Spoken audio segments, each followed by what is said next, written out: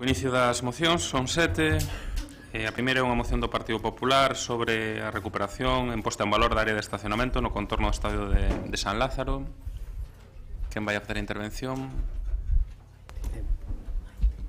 Maite, pero non chegou todavía.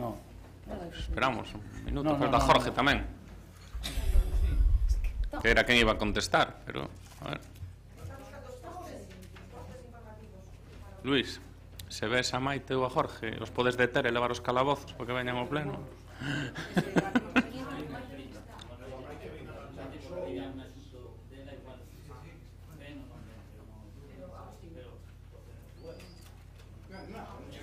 Pues vale. Bueno, non pasa nada, pero comenzamos.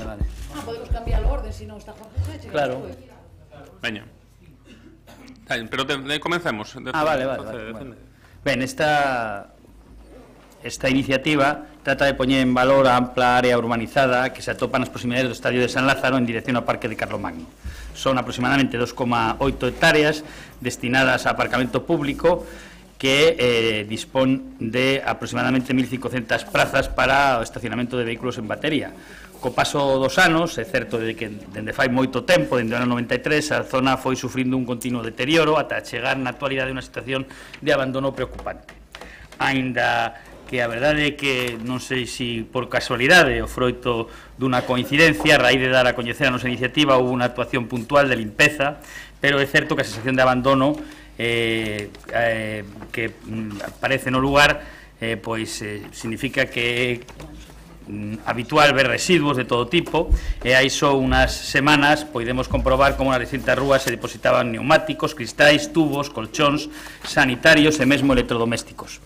Aínda que estes depósitos non son permanentes, o que si perdura son as deficiencias na urbanización e no equipamento desta zona que afectan as baldosas das beirarrúas levantadas, as placas dos muros de contención desplazadas pola presión das raíces das árbores e os tramos de baranda de protección afectados polo óxido. Tamén se aprecia o derrube dun tramo de muro de contención dos 3 metros no final dunha das vías e en varias zonas gran acumulación de sedimentos e lixo que impiden a circulación e que invalidan algunhas plazas sinalizadas. É unha mágoa que unha das zonas con posibilidades de aparcamento que tamén empregan moitas persoas para facer deportes se atopen neste estado tan precario.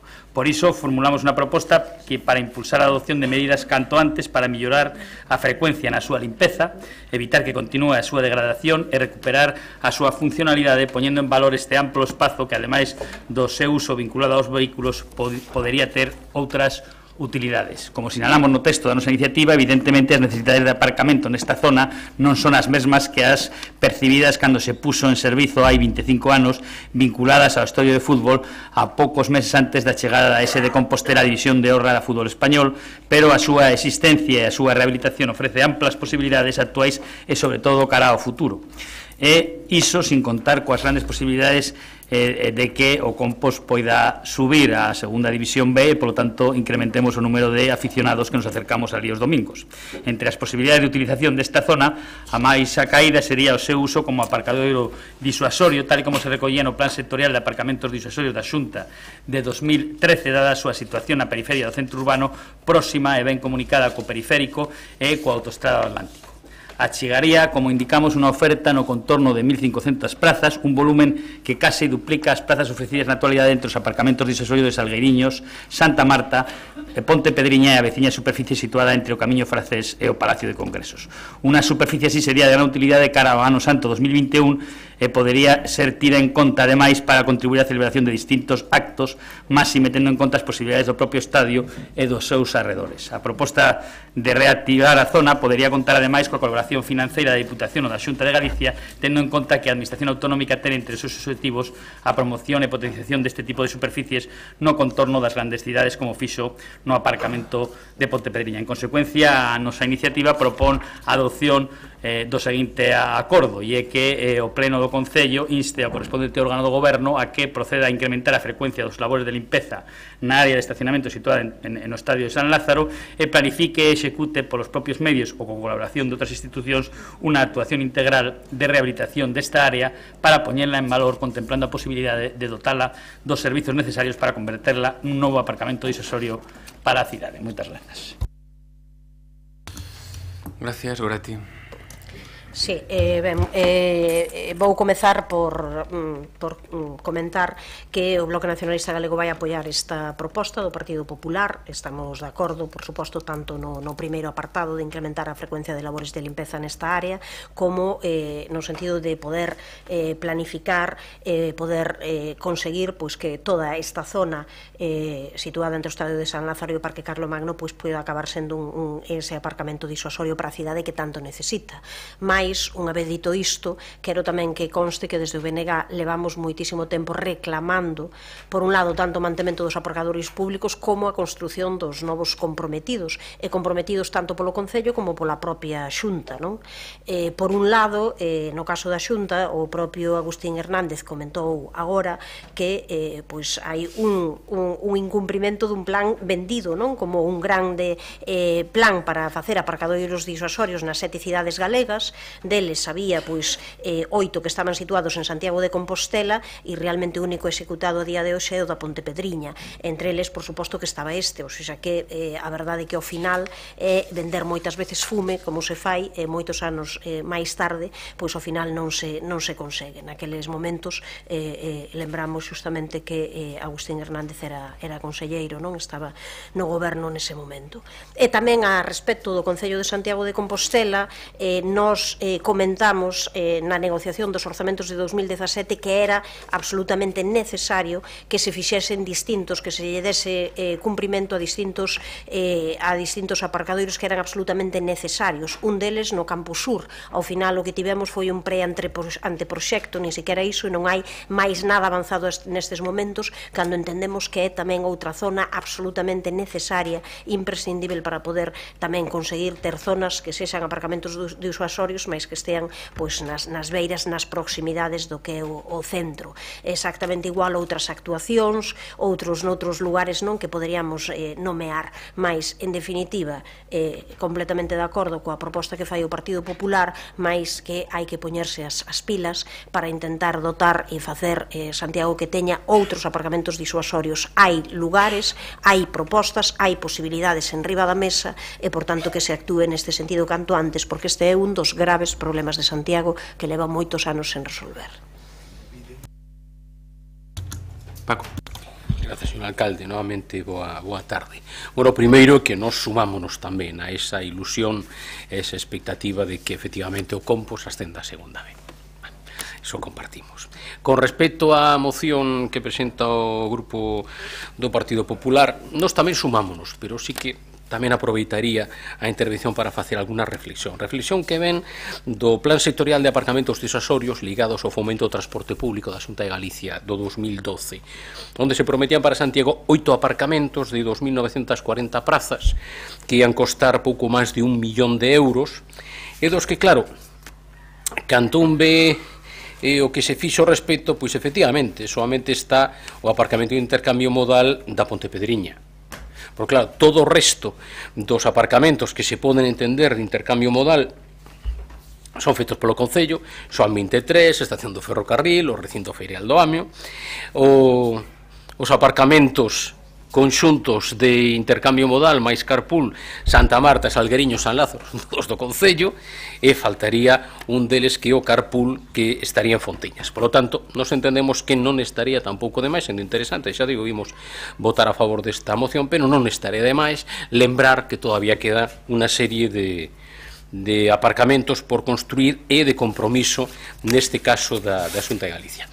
E ademais, simplemente con respecto ao último parágrafo da proposta, antes de chegar aos acordos, porque aclarei unha cousa que con toda seguridade van a dicir que sí, pero a proposta de reactivar, a leo ademais o vocero do Partido Popular na súa intervención, a proposta de reactivar esta zona para aparcamento disuasorio podería contar ademais coa colaboración financiera da Deputación ou da Xunta de Galicia, tendo en conta que a Administración Autonómica ten entre os seus obxectivos a promoción da creación ou habilitación deste tipo de superficies. Como ademais hai unha promesa, en todo caso sería debería contar sí ou sí ca colaboración financiera da Xunta de Galicia e, ademais, podería ser ca colaboración da Deputación. O noso voto vai ser a favor desta moción.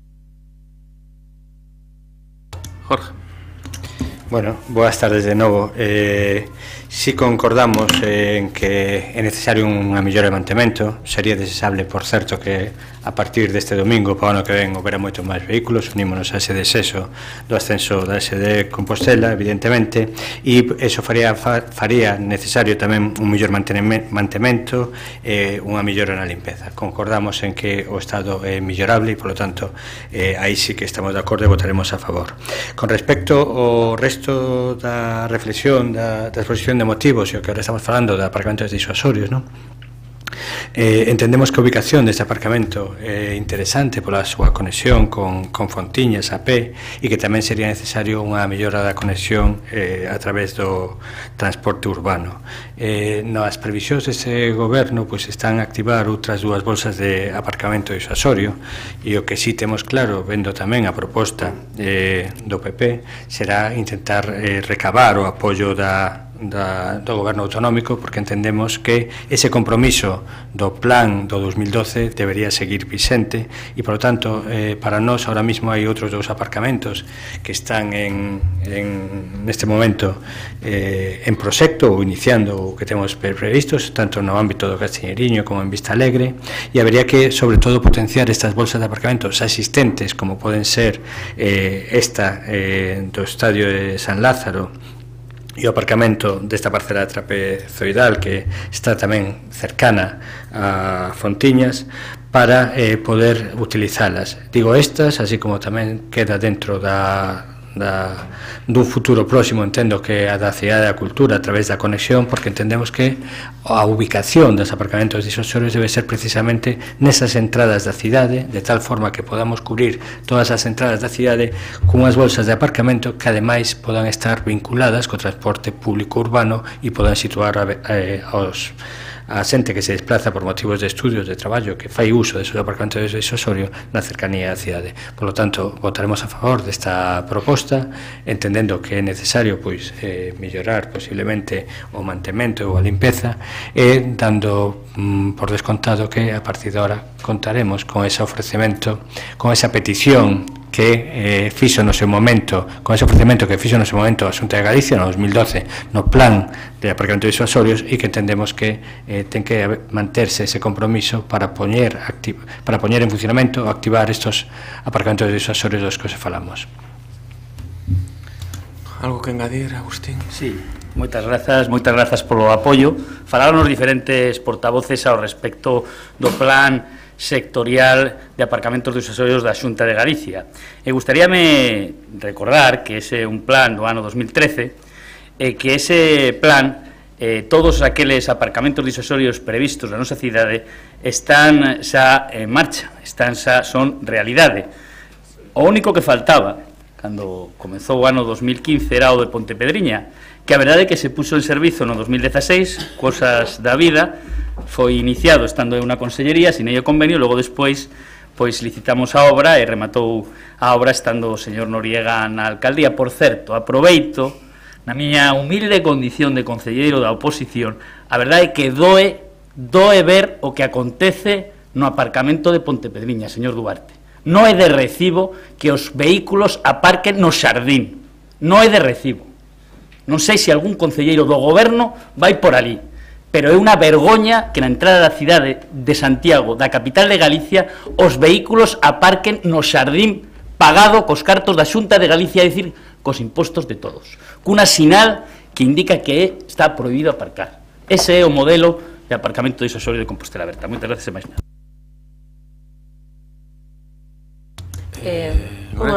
Unha cuestión pequena, porque ven que o concelleiro Jorge Duarte non fixo ningunha referencia justamente ao aparcadoiro do Campo Sur, a ese preanteproxecto e a ver que pasa con el. Estaba, ademais, insisto, que na negociación dos orzamentos de 2017 un compromiso para que aí se fixese algo máis que un preanteproxecto, ou é que iso xa non se vai cumprir, a parte tamén da remodelación do aparcadoiro lindeiro ao Conservatorio Profesional de Música, a posta a punto da Rúa Rúa Altiboia, pero fundamentalmente ese, porque eu penso que non é única e exclusivamente cuestión de pôr os aparcadoiros disuasorios nas entradas, senón tamén de garantir que moito nas proximidades xa do centro poida haber un lugar onde deixar. Uns están vinculados, é evidente, a outro tipo de transporte que ten que funcionar de outra maneira, a ese transporte público, pero outros a lugares desde onde as persoas que veñen xa poidan desplazarse a pé directamente. Existen esas posibilidades. Daquela non sei se ese silencio quere dicir que se renuncia a facer ese aparcadoiro, era bo tamén sabelo.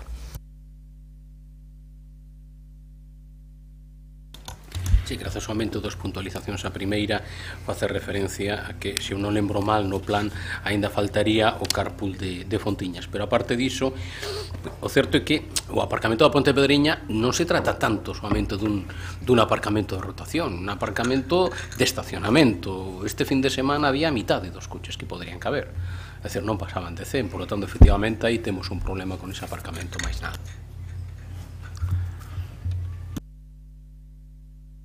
Quedan 2 minutos, segunda quenda, se queres.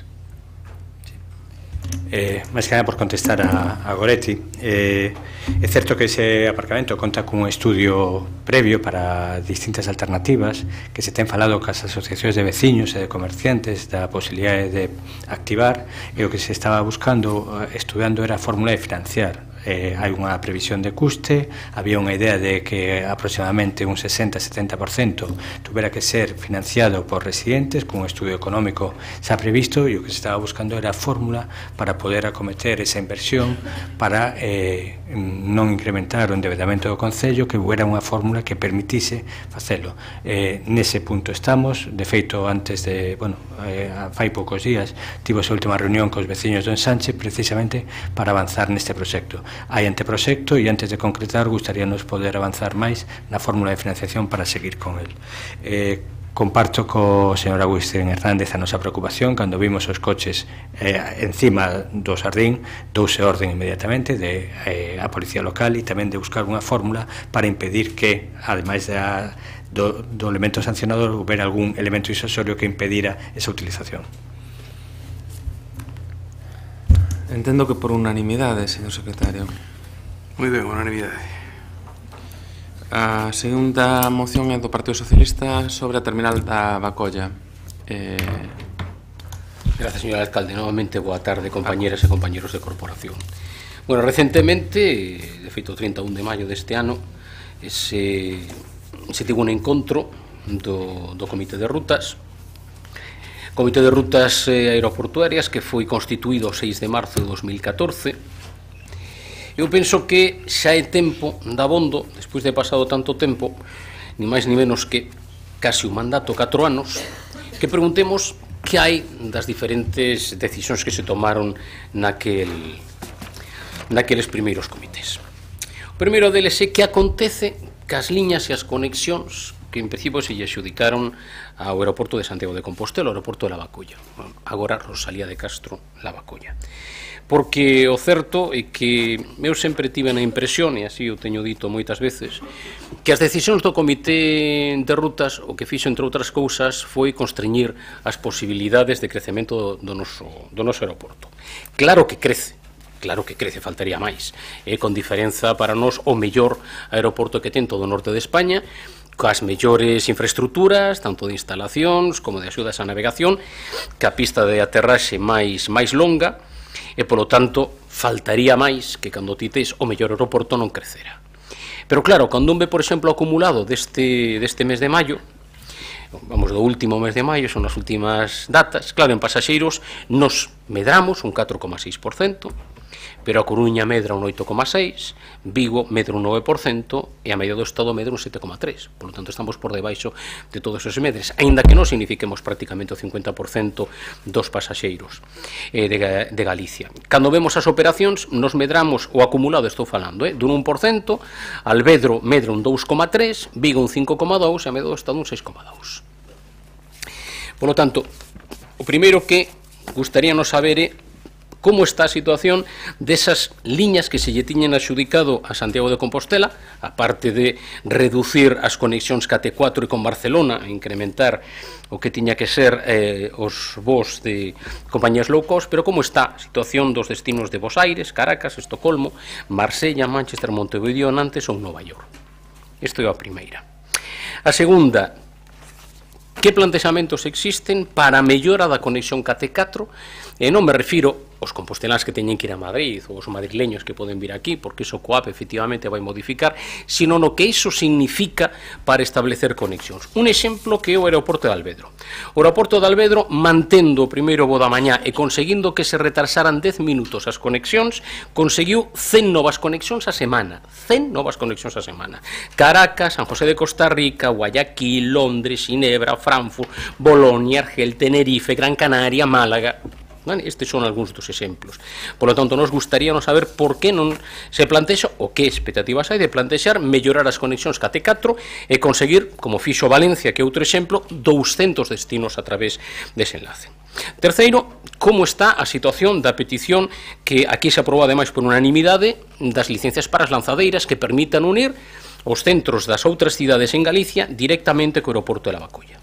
Terceiro, como están as negociacións para acadar unha reducción das tasas precisamente na temporada baixa do noso aeroporto, como por exemplo existe en Mallorca, que é un 10%. Nos entendemos que unha cousa é que o noso aeroporto, a pesares dos pesares, pois creza, insisto, porque o mellor aeroporto con moita diferenza, pero outra cosa que temos que ter en conta que os resultados no 2014, que o último dato que eu atopei con respecto ao aeroporto de Santiago son máis de 15 millóns, casi 15 millóns e medio de perdas.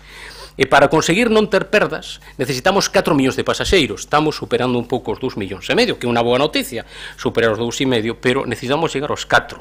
E quen pense que isto non ten moito sentido, pois eu remitiría a que se lera o último informe do Tribunal de Cuentas Europeo que fai referencia aos aeroportos e as recomendacións que fai daqueles aeroportos que non consiguen controlar as perdas. Moitas gracias. Rubén. Moitas gracias, señor alcalde. Eu creo que é evidente que non se están facendo as cousas ben en materia aeroportuaria, non?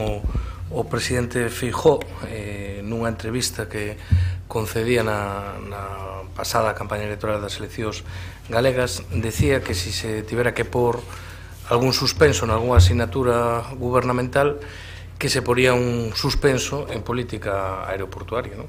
E tiña razón o señor Feijóo, quer dicir, o Partido Popular no goberno da Xunta habría que porlle un suspenso en política aeroportuaria. O problema non é que suspendera daquela, o problema é que non houbo propósito de emenda, nin houbo corrección de ningún tipo, non? E seguimos arrastrando problemas que son vellos coñecidos, non? En calquera caso, creo que hai varios debates pendentes de resolver. Un que ten que ver co marco competencial, non? Eu, desde logo, xa non son a miña condición de nacionalista galego, sino de persoa racional no ámbito económico de xestión.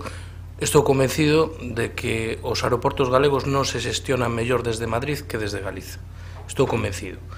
O segundo debate é si precisamos e como deberá ser unha política auténticamente galega en materia aeroportuaria, non? E, polo tanto, que determinados conceptos como a coordinación entre os aeroportos, a cooperación, a especialización, a complementaridade, pois deixaran de ser palabras bonitas, lugares comuns de todo o mundo, que despois non teñen ningún tipo de traslación práctica, non? E que, polo tanto, que pasen do papel e das declaracións de boas intencións a feitos materiais e contrastáveis. En terceiro lugar, eu creo que está pendente tamén un debate en serio e a fondo sobre as subvencións públicas ás aerolíneas, non? Quer dizer, debe habelas, sí, non, por qué, como, cando e quen e para qué, non? E, polo tanto, bueno, pois eu creo que é outra das cuestións que está pendente, non?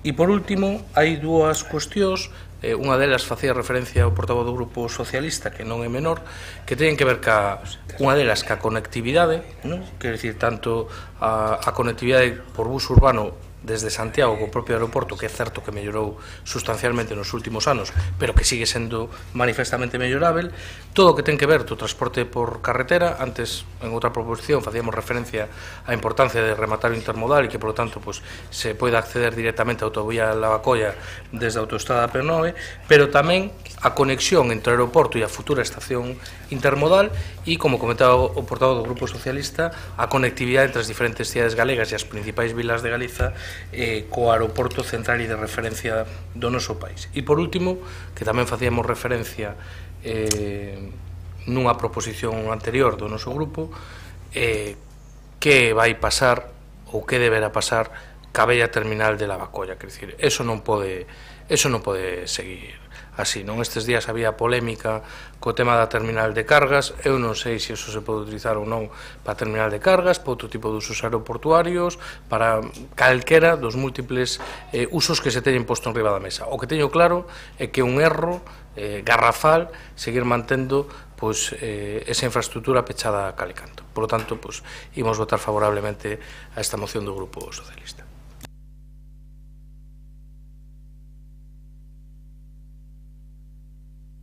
Eu pediría agrupar os tempos das dúas intervencións, como se fixo outras veces, acumular os 6 minutos para a miña exposición. E consideramos que esta moción que se trae o PSDG pois é moi interesante, porque este debate non se tivo dado nunca no pleno e tampouco no Consello de Administración de Incolsa nestes 3 anos que levamos con Compostela Aberta no goberno. E así nos dá a oportunidade de coñecer a posición do goberno municipal con respecto á política aeroportuaria da nosa cidade, máis alá de mudarlle o nome, que vai para un ano, como ben recordaba a señora Lois fai un momento, porque o único que sabemos hasta de agora das intencións do goberno municipal é o que podemos ler nos medios de comunicación. E noso grupo intenta ser riguroso e para non facer xuizos de valor sobre artigos de prensa, eu esperarei a segunda volta a intervención da señora Lois. Grazas. Pois creo que vas a quedarte coas ganas de escoitar a señora Lois, porque vou facer eu a intervención con respecto ao tema aeroportuario en calidade de persona que se criou entre queroseno e que forma parte do Consello de Administración de Incolsa, que algún avión que outro pois veu pasar ao largo da súa vida. Vou intentar entrar e ceñirme estritamente no documento que presentou o Grupo Municipal Socialista. Xa vou adiantar que non o vamos a apoiar en primeira instancia. Si aceptas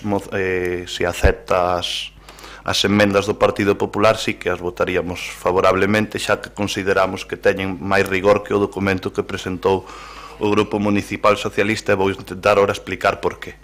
A Santiago non se lle foi asignado a ningún destino desde ningún sitio, que é dicir, que sepa eu, pois nin, é dicir, quen se encarga de facer esas cuestións. É máis, vamos a explicar aquí de onde saliu ese documento. Ese documento saliu daqui, saliu do Concello de Santiago, e foi un documento de máximos, entre outras cousas, plantearse rutas pois con Latinoamérica, que son rutas de largo radio, pois non carece de rigor, entre outras cousas porque o aeroporto non está preparado para ofertar ese tipo de destinos, cando temos destinos a Europa que todavía non temos consolidados e que creo que serían bastante máis prioritarios, non? O día de hoxe o aeroporto non ten capacidade para facer voos nin a Montevideo, nin a Caracas, nin a Bos Aires, etc. Existiu antiguamente, vinculado pois ás grandes éxodos da emigración, pois vuelos charter que facían escalas, nunca foron vuelos directos, nin nunca hubo un vuelo regular, salvo nos anos 80 a Nueva York con Iberia, nunca hubo un vuelo regular a Estados Unidos nin a Latinoamérica, solo había escalas técnicas, é dicir, aquel vuelo que viña Caracas Santiago e despois Santiago-Madrid, entre outras cousas porque un vuelo de largo radio precisa unha operativa, solo por poñer un exemplo, Caracas bloqueaba o 50% da terminal, non cando se facía. De aí que creemos que nos parecía moito máis a caída a emenda que presentaba o Partido Popular, xa que fala de actualizar ese documento, actualizar cales poden ser ou cales deben de ser as futuras liñas que se deben de poder intentar abrir dende Santiago de Compostela, que non coinciden para nada co documento este de 2014. E tamén vou a poñer algún exemplo. aqueles destinos que son, digamos, obxectivamente potenciales dun aeroporto son aqueles que por tráfico indirecto e por número de búsquedas pois son os máis acaídos, non? O ano pasado, por exemplo, aqueles destinos que foron que tiveron máis tráfico indirecto, pois foi, por exemplo, Viena, foi Alemania no caso de Düsseldorf, e tamén temos Polonia, non? E que nada ten que ver, por exemplo, co documento de 2014. De aí que nós plantexáramos no último comité de rutas crear un ente, constituir un ente que teña capacidade propia, que actualice ese documento de 2014, para ben e para mal a aviación evolucionou moito dende aquela, destinos que hai 10 anos sería imposible que voaran dende Galicia, hoxe son posibles, creo que hoxe é posible chegar a un acordo tanto con Vigo como con Coruña, eu creo que máis cerca do que estivo nunca, a pouco que nos creemos ou nos seamos capaces de sentar, é porque creo que ademais é un tema que nos interesa absolutamente a todos. Que fixo o goberno municipal con respecto á política aeroportuaria? Pois o mesmo que se viña facendo polos anteriores gobernos, que é financiar ou bonificar determinado tipo de rutas ou destinos aéreos, non? Hai dúas formas de facelo, o que fixo no seu día o señor Candela, que é traer, financiar un vuelo que xa existía desde Santiago, como era o vuelo a Londres con Iberia, e traerlle unha compañía de baixo coste para facerlle cainismo, non? Eso é unha forma de non facer política aeroportuaria, eso provocou que ese vuelo se pasara a Coruña e hoxe pois non gocemos dunha conexión con Londres Heathrow que sí que nos conecta con todo o mundo. Non, pero bueno, eu creo que eso afortunadamente está sendo correxido a día de hoxe. Nós o que estamos a facer é, en vez de intentar abrir novos destinos que só poden ser operados semanas, como por exemplo estamos vendo a Vigo, creo que pois, con todos os respetos, o último convenio que acaban de asinar co aeroporto de Vigo, eu, como alguén que ten un mínimo de economía, creo que non pode avalar o que se acaba de facer aí, e no que nos centramos foi estritamente en poder alongar pois destinos que xa eran existentes. Vai rematando, Rafa. Concentro as dúas quendas. O que estamos a facer é todos aqueles destinos que estaban sendo operados, digamos, de maneira propia durante os meses de verán, que é de abril a outubro, pois pasalos a operar nos meses de inverno. De feito, cando eu marchei do aeroporto, existían 2 destinos internacionales durante os meses de inverno, e este inverno vamos a ter 13, que é o maior despliegue de rutas internacionais da historia do aeroporto de Santiago. O señor Paco Reyes, que gustalle facer comparacións, o aeroporto de Santiago de Compostela camiña cara ao 3º ano de récord consecutivo de pasaxeiros, e Vigo e Coruña todavía non chegaron ao seu récord histórico de pasaxeiros que data do 2006. Polo tanto, creemos que o aeroporto de Santiago, a pesar de que nós non temos competencias, estamos axudando a que creza en inverno, non é doado. Só o invito a que vexades as ocupacións dos vuelos que fomos desestacionalizando estes anos, Ámsterdam, Roma, Dublín, etc., e sofren moito nos meses de inverno. Polo tanto, non pretendamos ser o que non somos, intentemos consolidar o que temos, e logo, se realmente queremos dar ese salto que todo o mundo desexa, non? Que podría ser antes dos 4, habrá que chegar aos 3, precisamos máis recursos e precisamos coordinarnos, e neso sí que coincido con Rubén, se queremos, pois lle damos unha volta a todo o que significan as subvencións públicas, pero que non vos quepa ninguna dúbida que a día de hoxe, se o aeroporto ten o número de pasaxeiros que ten e o número de destinos que ten, é polo soporte económico que se lle fai dende Incolsa, máis nada. Moi ben. 2 minutos, señor Paco Reyes. Gracias. Ningún minuto se queda, Rafa. 5 minutos, María Antón, 2 minutos, señor Rubén. Bueno, respostoume o concelleiro de Compostela Aberta con respecto ás liñas de conexións, é dicir, as propostas que se fixeron no 2014, ninguna delas, non pasaron 10 anos dende entón, ninguna delas. O que si pretenden é que algunhas das conexións que temos durante o verán tamén se desestacionalizan e existan durante o inverno, pero nada sobre novas liñas e novas conexións. Non me resposta nada sobre mellorar a conexión ca T4 para ganar conectividade con outros destinos a través da T4. Fálame do tema de Londres. A min gustaríame preguntarlle, bueno, que fixeron para recuperar ese voo a Londres, que vostedes consideran que é importante, poden ter razón. Non obtiven ninguna resposta con respecto ás lanzadeiras. que fixeron, é dicir, realmente presentaron a petición diante da Xunta de Galicia, cal foi a resposta, non me dixeron nada, non sei nada de se realmente pediron o mesmo trato para Santiago de Compostela pois que ten Mallorca e o resto dos aeroportos das Illas Baleares con respecto ás tasas, unha disminución das tasas mínimo do 10%, agora eles están pedindo xa o 13%, que aparecen, por certo, ese 10% nos orzamentos do Estado, non medín absolutamente nada nese sentido. Non hai nada con respecto efectivamente á conectividade da próxima do intercambiador en Santiago con respecto ao aeroporto, e despois eu non teño ningún inconveniente en decir varias cousas. Crecemos porque temos, insisto, o mellor aeroporto que temos no norte de España, pero claro, se quere que fagamos comparativas, eu digo, mire, 2,5 millóns está moi ben, eu me felicito, pero ata 4 millóns aínda queda. Por certo, non é o mesmo plantexar novas liñas e plantexar crecemento do aeroporto cando ti tes unha nova terminal que ten capacidade para 6 millóns de pasaxeiros, que cantiga terminal, que, por certo, ainda non sabemos que quere facer Compostela Aberta con ela. E, por outro, home, se quere facer comparativas, pois as podemos facer. Mire, 10 millóns de pasaxeiros en Oporto a fines de 2017. Esa é a diferencia. Perdón? Non a emenda porque non o que queremos saber é que vai acontecer cos destinos que estaban plantexados e, polo tanto, a proposta do Partido Popular de fagamos un novo estudio ou mesmo a proposta que plantexa o Concelleiro de Compostela Aberta, fagamos un novo comité, onde se xa temos un, vexamos que maneira hai de cumplir as propostas e os análisis que se fan. Moitas grazas. Rubén. Só dúas cousas, non? Eu creo que as competencias municipais en materia de definición da política aeroportuaria en Santiago e en calquer outro sitio son mínimas, máis alá de sacar de chequeira e intentar chegar a acordos bilaterais con compañías. Simplemente. Mínimas porque son mínimas incluso do goberno galego, por desgracia, desde o meu punto de vista, non?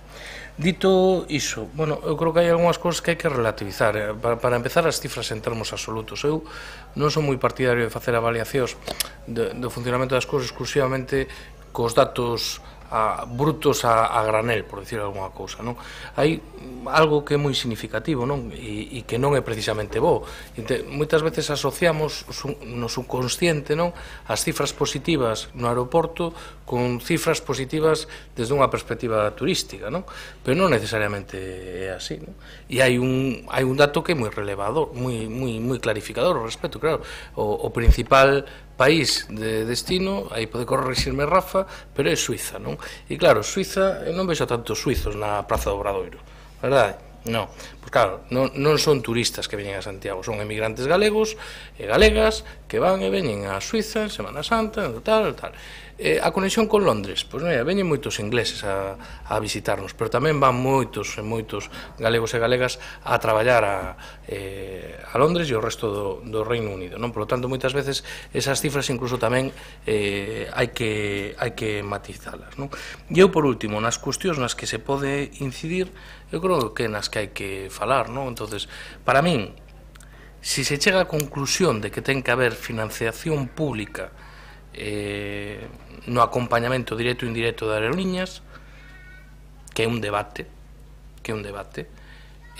o que teño claro que non se debe facer como se fai hoxe, e que é un disparate que cada concello por libre finance aerolíneas, porque así chegamos a cuestións tan disparatadas como ter 3 conexións con Londres desde 3 aeroportos que están en 100 km en liña recta, e temos unha serie de duplicidades e unha serie de valeiros que a hora de competir con Sá Carneiro ou con calquer outro tal, pois é moi difícil, non? Por lo tanto, o primeiro que habría que facer pois é ter un único ente ou unha única xunta, un único fondo común, e a partir de aí tomar decisións, non?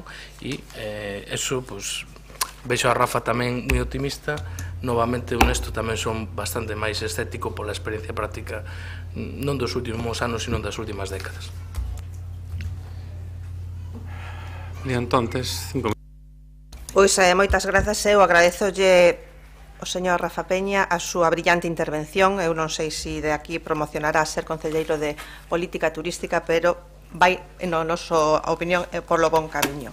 inda que sigue preocuparnos un pouco esas solucións innovadoras, transformadoras que relatou a señora Lois Osair do Comité de Rutas, en donde decía que se levantaría da mesa se non había un financiamento externo, e a creación de ese ente parecenos preocupante porque semella que queren vostedes montar un chiringuito.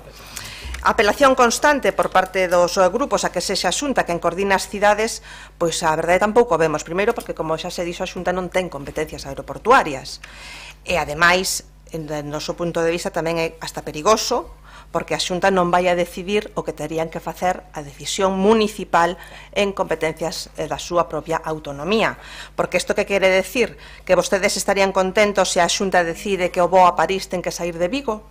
Que cidade das galegas está disposta a renunciar á conexión con Londres? Falaron vostedes co seu colega da Coruña para tratar este tema? Comprometeuse o alcalde co señor Xulio Ferreiro a frear a expansión internacional do aeroporto de Lavacolla a favor de Alvedro? Pois resulta realmente preocupante, porque, como tamén se dixo aquí, o aeroporto non só é un tema turístico, é un tema económico, é un tema de emprego. E, desde logo, o que se amosa é que vostedes non teñen un proxecto de cidade, non teñen un proxecto de política turística, e, polo tanto, non teñen un proxecto para o aeroporto de Lavacolla, nin novo, nin vello.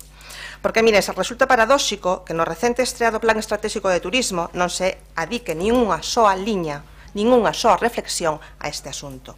E resulta aínda todavía máis paradóxico, porque se vemos o Plan Estratégico de Turismo e a análise DAFO, na análise DAFO sí se recollen dúas debilidades con respecto a este tema. En un contexto normal, de xestión normal, un plan estratégico debe propoñer medidas para corrixir as debilidades e as amenazas, así como para reforzar e consolidar as fortalezas e oportunidades. Pero vostedes desenvolven o seu traballo nun plano paralelo, nunha realidade paralela, onde a xestión lóxica non ten cabida. Vostedes piden coordinación o resto, pero vostedes non se coordinan na mesma casa, como xa se dixo aquí, porque con cartos públicos apóianse rutas que tamén se desenvolven de xeito privado, segundo o mercado, o cainismo, en palabras do señor Peña. Se fixo algunha reflexión a este respecto? Non. Se fixo algunha reflexión sobre a evolución dos datos, sobre o medio de transporte que utilizan os turistas para chegarse a Santiago? Non. Os teñen os datos do CETUR. E miren, cando saíamos deste pleno, e van a descubrir cousas seguramente sorprendentes. Se fixo algunha reflexión sobre o impacto que terá a chegada do AVE a Santiago e a repercusión que suporá no tráfico aéreo? Non.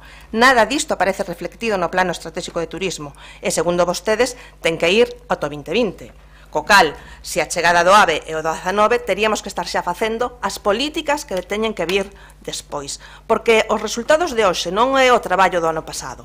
Os resultados de hoxe do aeroporto son anos e anos de traballo do Concello, de Incolsa, da Xunta de Galicia. Non é así. Ten vostede razón ao acudir á Xunta de Galicia, ao final sí que é a Xunta de Galicia, ainda que non ten competencia, como dixen antes, porque é a Xunta de Galicia do Goberno do Partido Popular quen está dando pasos neste sentido, en coordinación cos propios aeroportos. É a Xunta que ten que encargado un estudio sobre esta cuestión, porque afectará o conxunto dos aeroportos galegos. O 30% do tráfico dos aeroportos galegos proveñen de Madrid. Que pasará cando chegue o AVE? A Xunta acaba de aprobar o 14 de xuño a declaración de incidencia supramunicipal do proxecto do Sistema Aeroportuario Xeral de Santiago, un investimento do Ministerio de Fomento en infraestructuras públicas de máis de 14,3 millóns de euros para o período 17-21, o que permitirá a consolidación e a expansión internacional do noso aeroporto. Decía o alcalde no 2015 que Santiago ten que ser o aeroporto internacional de Galicia. Como vai a coordinar eso co señor Xulio Ferreiro? Que pasos deron vostedes neste sentido?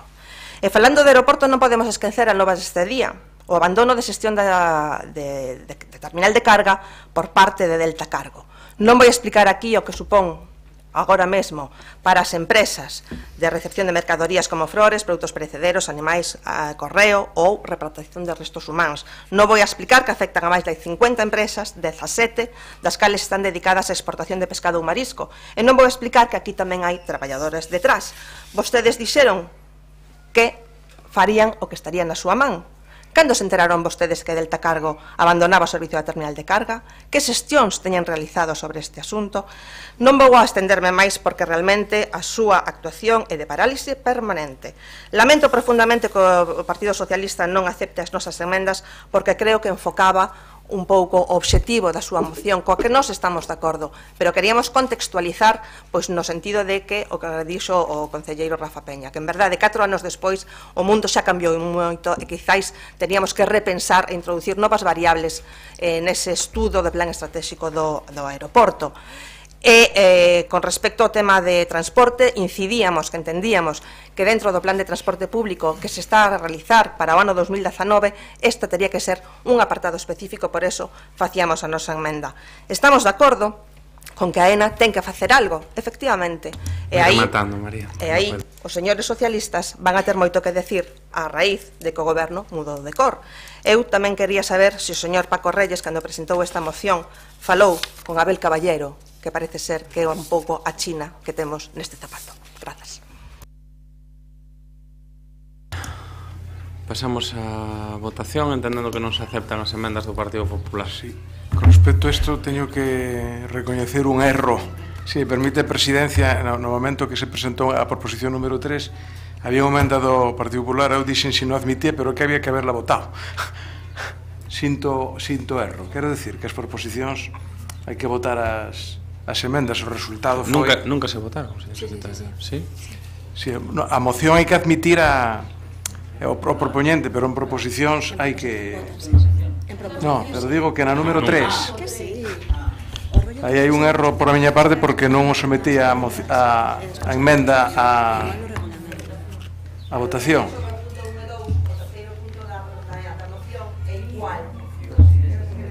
No, falo do punto 3 da orde do día. Señor secretario, non podemos viaxar no tempo, así que... Sí. Quero decir...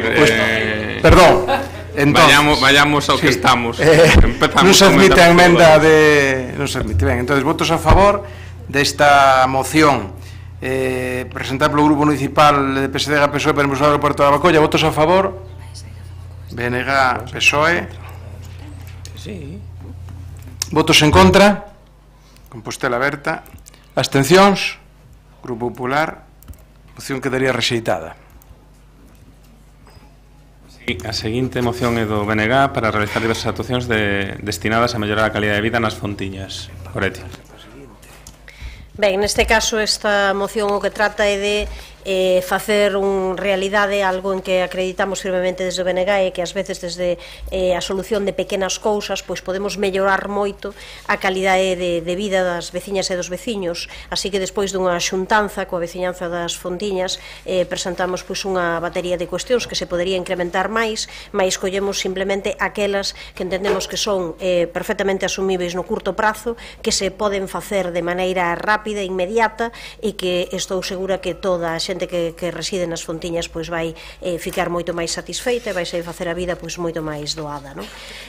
Por explicalas brevemente, a primeira é unha petición realizada tanto pola AMPA como pola dirección do CEIP Monte dos Postes, de tal maneira que se poidan unir abrindo simplemente a posibilidade de que desde o Parque Infantil Escolar, desde o edificio do centro, se poida abrir ao Parque Municipal, de tal maneira que justamente as crianzas que están neste cole pois non teñan que estar nun espazo tan pequeno e que poidan pois ao final poder ter esa posibilidade de gozar do parque público, non? Outro é relativo xustamente ás sebes de plantación rápida que dificultan a visibilidade en distintos lugares, non? Aí aparecen citados algúns, a mediana da Avenida de Roma, mais poderían ser outros, e todo o que ten que ver tamén con mantemento de pintura e de iluminación dos pasos de peóns. Nalgúns xa se fixo, pero noutros non, ademais de ser necesario tamén incrementar e crear algún outro paso de peóns. Tamén, por outro lado, parece que se podría sufrir unha revisión importante e mellorar as posibilidades de aparcamento, todo o que se refire ao aparcamento nos arredores dos xulgados, para estudar polo menos ese modelo de zonas reservadas para estacionamento exprés, do que se estableza como importante 10-15 minutos para facer un trámite e poder marchar, e tamén intentar que fora do horario laborable das fins de semana que ese espazo polo menos poida revisarse esas restriccións que fan que cada vez haxa menos lugar de aparcamentos e que a que iso se poida utilizar fora xa do horario laborable, non? E finalmente o incremento de todo o que é a limpeza de espazos públicos, incremento na limpeza especificamente da contorna do centro de saúde, onde pernoctan persoas sin fogar que non causan absolutamente ningún problema de convivencia, mas onde sí, por ser unha zona, un lugar de especial sensibilidade, podería haber unha maior limpeza, exactamente igual que volvo a lembrar tamén en todo relativo aos lugares onde están os colectores de lixo, tanto por amañar aqueles que non lle funciona o pedal, como por limpeza destes e dos seus arredores.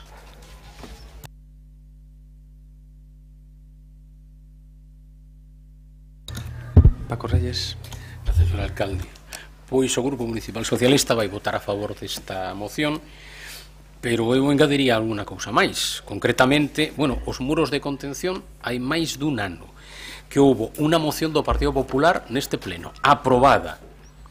Queixas reiteradas do PSDG, que ademais apareceron nos medios de comunicación, ao respecto, e aínda non sabemos nada. Eu penso que un mínimo calendario para saber canto tempo aínda van ter que esperar os veciños de Fontiñas non vendría mal. Voto a favor, gracias. María Antón. Pois efectivamente non están todas as que son, pero estas que están son, e polo tanto o noso voto tamén vai a ser favorable. Ademais comprometemos que no próximas ocasións traeremos unha iniciativa para seguir un pouco afondando nas necesidades do barrio de Fontiñas, que son moitas e ás veces moi perigosas, como que acaba de nomear o señor Paco Reyes, xa reiterada aquí por activa e por pasiva, como os muros de contención. Xa. Ben, fundamentalmente estamos de acordo da moción. Vou explicar moi brevemente cada un dos 5 puntos que propón o BNG. Vamos a ver sobre a unión do Parque Infantil do Monte dos Postas co Parque Municipal. Sabémolo, esa petición chegounos hai tempo. Simplemente estabas esperando porque os veciños indicaron que iban a facer obras na fachada e iban a colocar andamios por esa zona.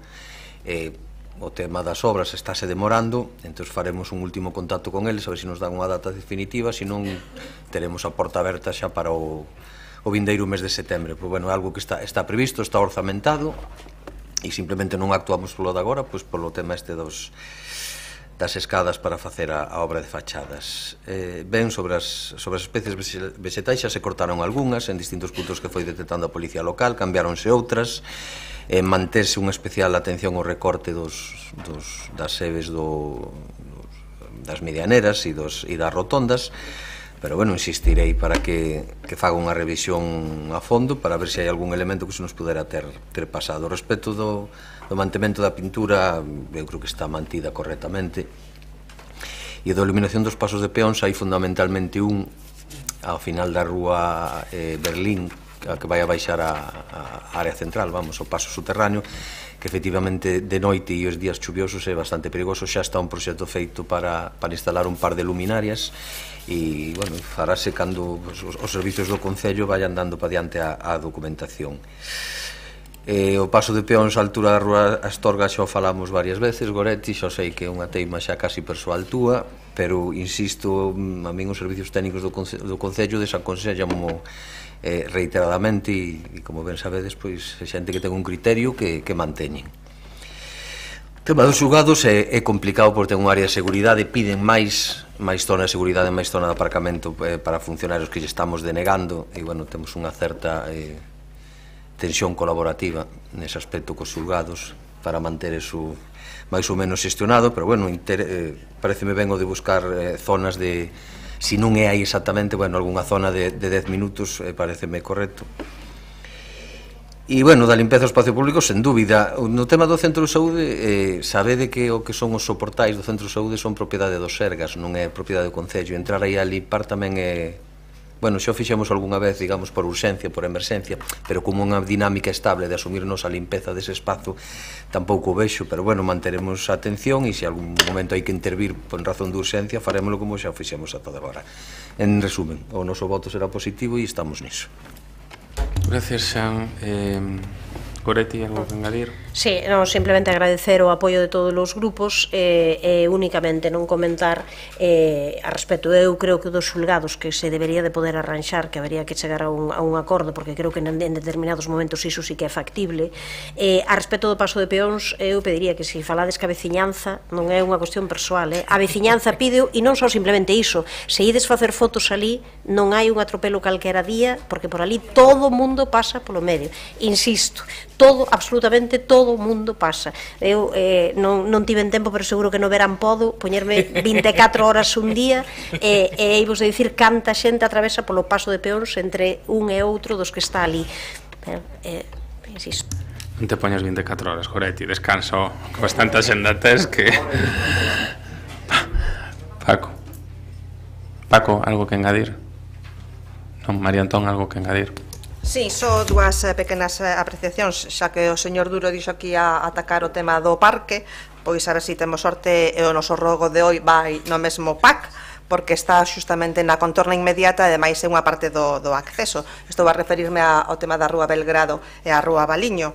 E con respecto ao punto 4, eu lle dou unha idea. Remate vostede o aparcamento da Altiboia, que está pendente aquí no Concello, e así o problema de aparcamento nos xulgados pois será unha fácil solución. Grazas. Vale. Por unanimidade, entendo, señor secretario, que queda aprobada a moción do BNG, e pasaríamos a cuarta das mocións. Esta de Compostela aberta, que xustificou a intervención tamén no pleno en relación coas masacres que sofre o pobo palestino na franxa de Gaza. Concha, 4 minutos. Bueno, boa tarde. En primeiro lugar, gustaríame agradecer a Khaled Jaber as palabras que sentidas que puxeron aquí cara e voz ao pobo palestino e o poñen no noso Concello. Decir que esta moción que hoxe se presenta é só un exemplo concreto do que onte denunciábamos ao fío da conmemoración do Día Mundial das Persoas Refuxiadas.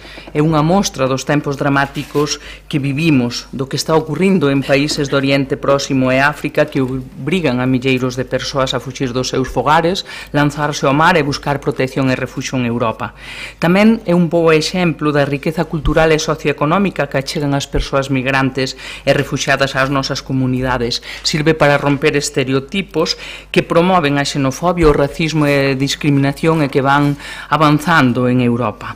Neste caso concreto, a moción que presentamos é referida ao conflito de Gaza, un conflito que, como decía Jaleb, mantense dende hai 70 anos, violando os dereitos humanos básicos, o dereito á vida, á liberdade de expresión ou de manifestación, e tamén o dereito dos povos, o dereito a un territorio para asentar un fogar e vivir dignamente. E tamén viola os tratados de dereito internacional recollidos en diferentes convencións internacionais e resolucións do Consello de Seguridade de Nacións Unidas. Como decía Khaled Jaber, anteponse o dereito ao uso da forza, neste caso, á forza do dereito. Expulsase a persoas do seu territorio, obrígase a vivir en condicións de extrema violencia ou a fuxir a campos de refuxiados. Como teñen denunciado organizacións internacionais como Amnistía Internacional, a Cruz Vermella ou algunhas organizacións de dereitos humanos palestinas, pero tamén israelís, desde marzo esta situación recrudeceuse na franxa de Gaza, aparecendo francotiradores que masacran dúcias de personas, población civil desarmada que é asesinada, como ocurriu o 30 de marzo ou como ocurriu ca enfermeira voluntaria da Sociedade Palestina de Axuda Médica Al-Nayar, de 21 anos, e con outros profesionais médicos e sanitarios. Diante desta situación, o mesmo secretario xeral de Nacións Unidas ou a alta representante de Política Exterior da Unión Europea e vicepresidenta da Comisión Europea solicitaron unha investigación imparcial. Eu creo que nós, que somos representantes dunha cidade universal e acolledora, non podemos ser equidistantes, non podemos quedar indiferentes, como nos demandaba Jaleb. Estamos obrigados éticamente a facer incidencia política e denunciar a crise humanitaria que sufre o pobo de Palestina, particularmente na franxa de Gaza. Por eso, aceptamos a emenda do BNG e denunciamos o que está ocorrendo na franxa de Gaza, particularmente no caso destas 18 persoas asesinadas o 30 de marzo ou ca enfermeira Al-Nayar e os servizos médicos que asisten ao pobo palestino. E tamén solicitamos a suspensión do comercio de armas con Israel, ao abeiro do que está previsto na Lei 53/2007. E facemos un chamamento a consultas á Embaixada de Israel en España para que se adopten as medidas diplomáticas que correspondan ante esta situación dramática que vivimos. Gracias, Concha. Rubén. Moitas grazas, señor alcalde. Evidentemente, o voto do Grupo Municipal do Bloque Nacionalista Galego será favorable. Nós tamén quixéramos comezar, ainda que non está agora presente, por parabenizar a Gale pola súa intervención e, sobre todo, polo traballo que el mesmo e a fundación que presidiu durante tantos anos ten realizado en Santiago e en Galiza a favor da causa do povo palestino e do coñecemento mutuo da realidade do mundo árabe en Galiza. Gaza, desde logo, desde o noso punto de vista, pois é o maior campo de concentración do planeta. Claro, non é Tokio, nin Xangai, nin Sao Paulo, nin Nova York a zona máis densamente poboada do mundo, senón que a zona máis densamente poboada do mundo é a Franxa de Gaza, un gueto no que nunha franxa, como comentaba Gález, de pouco máis de 40 km de longo e 8 de ancho, pois hai unha poboación casi similar a de toda Galiza, máis de 2 millóns de persoas hacinados nunha franxa absolutamente bloqueada, como comentaba el tamén, por terra, mar e aire. Non sabemos ben diso. A nosa eurodiputada Ana Miranda formaba parte precisamente da flotilla da liberdade que intentou chegar á costa de Gaza para levar medicamentos e solidaridade do povo palestino e que foi interceptada precisamente polo exército israelí. Nos creemos que o que practica Israel na Franxa de Gaza e no conxunto de Palestina pois non é un exercicio de lexítima defensa, senón que en moitos casos pois é un exercicio dun auténtico xenocidio e desde logo de crimes de lesa humanidade.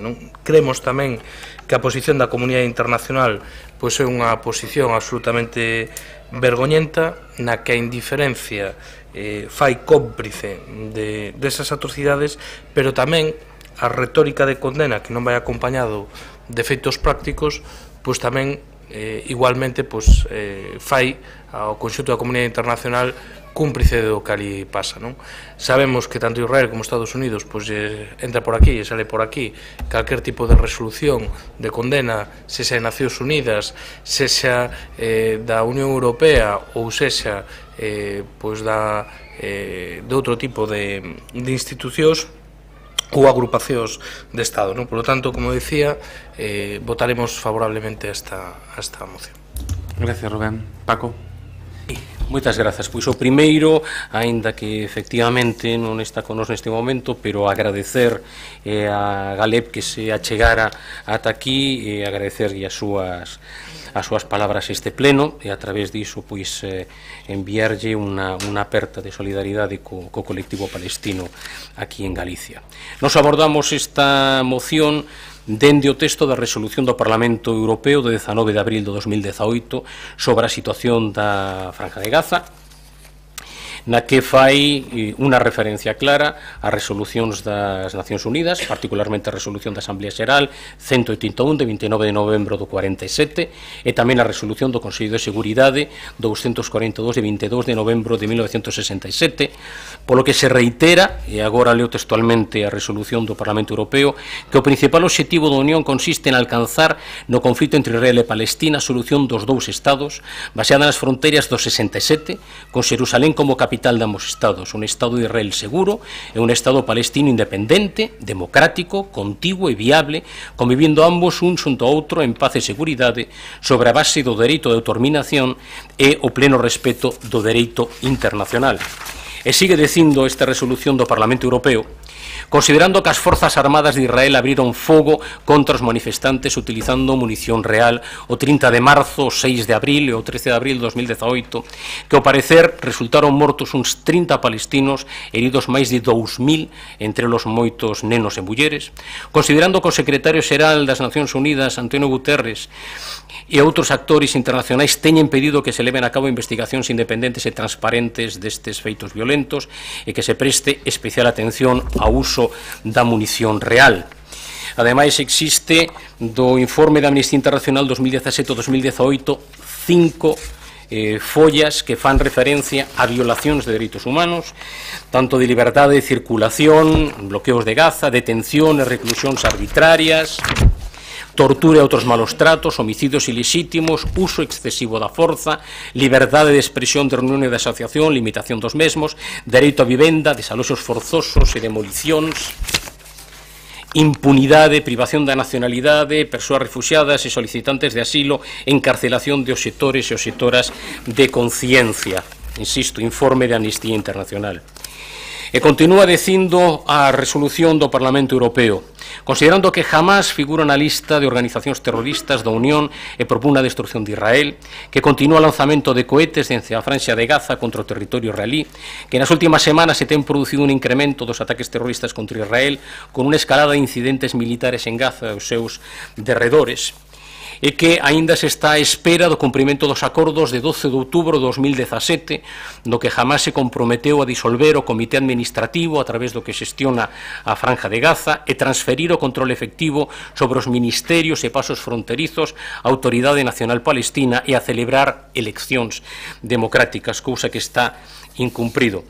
Polo tanto, en base a esta resolución, e nos entendendo e atendendo que o texto da resolución o entendemos asumible, dende o respeto competencial e sempre agás de mellor opinión en dereito, neste caso do secretario xeral, pero o que entendemos é que a moción que presenta neste caso Compostela Aberta, pois falta unha das visións, é dicir, está e nos compartimos a visión da crítica e do rexeitamento das accións e das violacións de dereitos humanos por parte do Estado de Israel, pero falta tamén outra visión que, insisto, está recollida nunha resolución do Parlamento Europeo. Por certo, que en si fixo esta doble visión foi precisamente Galem na súa intervención. Polo tanto, o noso voto non podemos votar en contra, porque estamos de acordo no plantexamento de críticas ás violacións de dereitos humanos do Estado de Israel na Franja de Gaza, pero por outra banda, e ademais o incumprimento da resolución da ONU para devolver os territorios ocupados na guerra dos 6 días do 67, pero falta a outra parte recollida, insisto, nunha resolución do Parlamento Europeo. Polo tanto, o noso voto vai ser de abstención. Moitas grazas. Gracias, Paco. Por parte do Partido Popular, Alejandro. Gracias, alcalde, concelleiras, concelleiros. El Grupo Municipal Popular se va a abstener. Nuestra abstención, lógicamente, no es indiferencia ni es indolencia, sino que es una muestra de respeto y de prudencia. De respeto, como explicaré más tarde, a la competencia de los órganos políticos en materia de asuntos internacionales, y de prudencia pues ante un asunto que es ciertamente complejo y ciertamente delicado. Vaya por delante también que, bueno, pues que hemos acogido con el mayor interés la intervención de Galep, que ha dejado pues también algunas notas muy interesantes, ¿no? El Grupo Municipal Popular deja claro su compromiso con la idea de los dos estados, con la idea de un Estado de Israel seguro y, por supuesto, con la idea de un Estado palestino viable. Y el Grupo Popular deja claro su compromiso con los derechos humanos. A nosotros, claro, nos estremecen las imágenes desproporcionadas que llegan de la frontera de Gaza a Israel, pero también nos estremecerían, si es que llegasen, no llegan, pero también nos estremecerían algunas imágenes que pudieran llegar de la propia Gaza y que no serían precisamente debidas al Estado de Israel, ¿no? Por lo tanto, hay que integrar las dos visiones. Para quienes ejercemos las competencias municipales, pues resulta además difícil determinar con cierta concreción y con cierta ecuanimidad los hechos, resulta difícil determinar las responsabilidades y resulta difícil también pues determinar las medidas, ¿no? El Grupo Municipal Popular pues es un grupo integrado por concejales que están pues muy centrados en los asuntos locales, y estos asuntos pues solemos remitirlos pues a nuestros compañeros en el Congreso de los Diputados. Nosotros somos un partido así bien organizadito. Cuando se trata pues de alguno de los asuntos Sí, vale, somos tan organizaditos que igual, en fin, resolvemos esto de una manera muy cabal. Decía que somos un partido un partido muy organizadito, y cuando se trata de un asunto pues, enumerado en la Ley de Bases del Régimen Local, pues nos encargamos los concejales. Cuando se trata de un asunto enumerado pues, en el artículo 148 de la Constitución o en las leyes de transferencia, pues hablamos con nuestros diputados y con nuestras diputadas autonómicas, y cuando se trata de asuntos, y además asuntos muy delicados de política internacional, nos remitimos, como digo, a nuestros compañeros en el Congreso de los Diputados. Yo les haría una sugerencia, ¿no? Yo no estoy de acuerdo, y me referiré si tal más tarde a ello, yo no estoy de acuerdo con que se traigan asuntos internacionales a este pleno, pero si los traen, está bien que lógicamente se preocupen por la causa palestina, por el drama palestino, que efectivamente es un drama, pero a lo mejor pues ya puestos deberían ustedes ampliar su visión y su preocupación pues a otros dramas. Quiero decir que su visión de la geopolítica pues es un poco limitada, ¿no? Podrían ustedes también preocuparse pues por la situación en Venezuela, un país con el que tenemos muchísimos lazos, o por ejemplo con Nicaragua, ¿no? Es decir, lo que está sucediendo en Nicaragua, ¿no? Hace años tenía mucho éxito un libro que publicaba Cal que se titulaba El Estado del Mundo, ¿no? Entonces iba año a año, entonces iba explicando la situación en el mundo desde el punto de vista de los derechos humanos, y si ustedes leen la edición del 2018, bueno, pues lógicamente tendrán motivo para preocuparse pues por otras tantas situaciones que desgraciadamente acontecen en el mundo. En todo caso, nosotros compartimos lógicamente la preocupación, pero por los motivos expuestos nos vamos a abstener. Nada más, gracias. ¿Algo que añadir, Concha? Solo un comentario mínimo. Rubén, quizá o gueto máis poboado do mundo é porque a vida e dar vida é a mellor forma de resistir a violencia e a morte diaria a que se somete ao pobo palestino.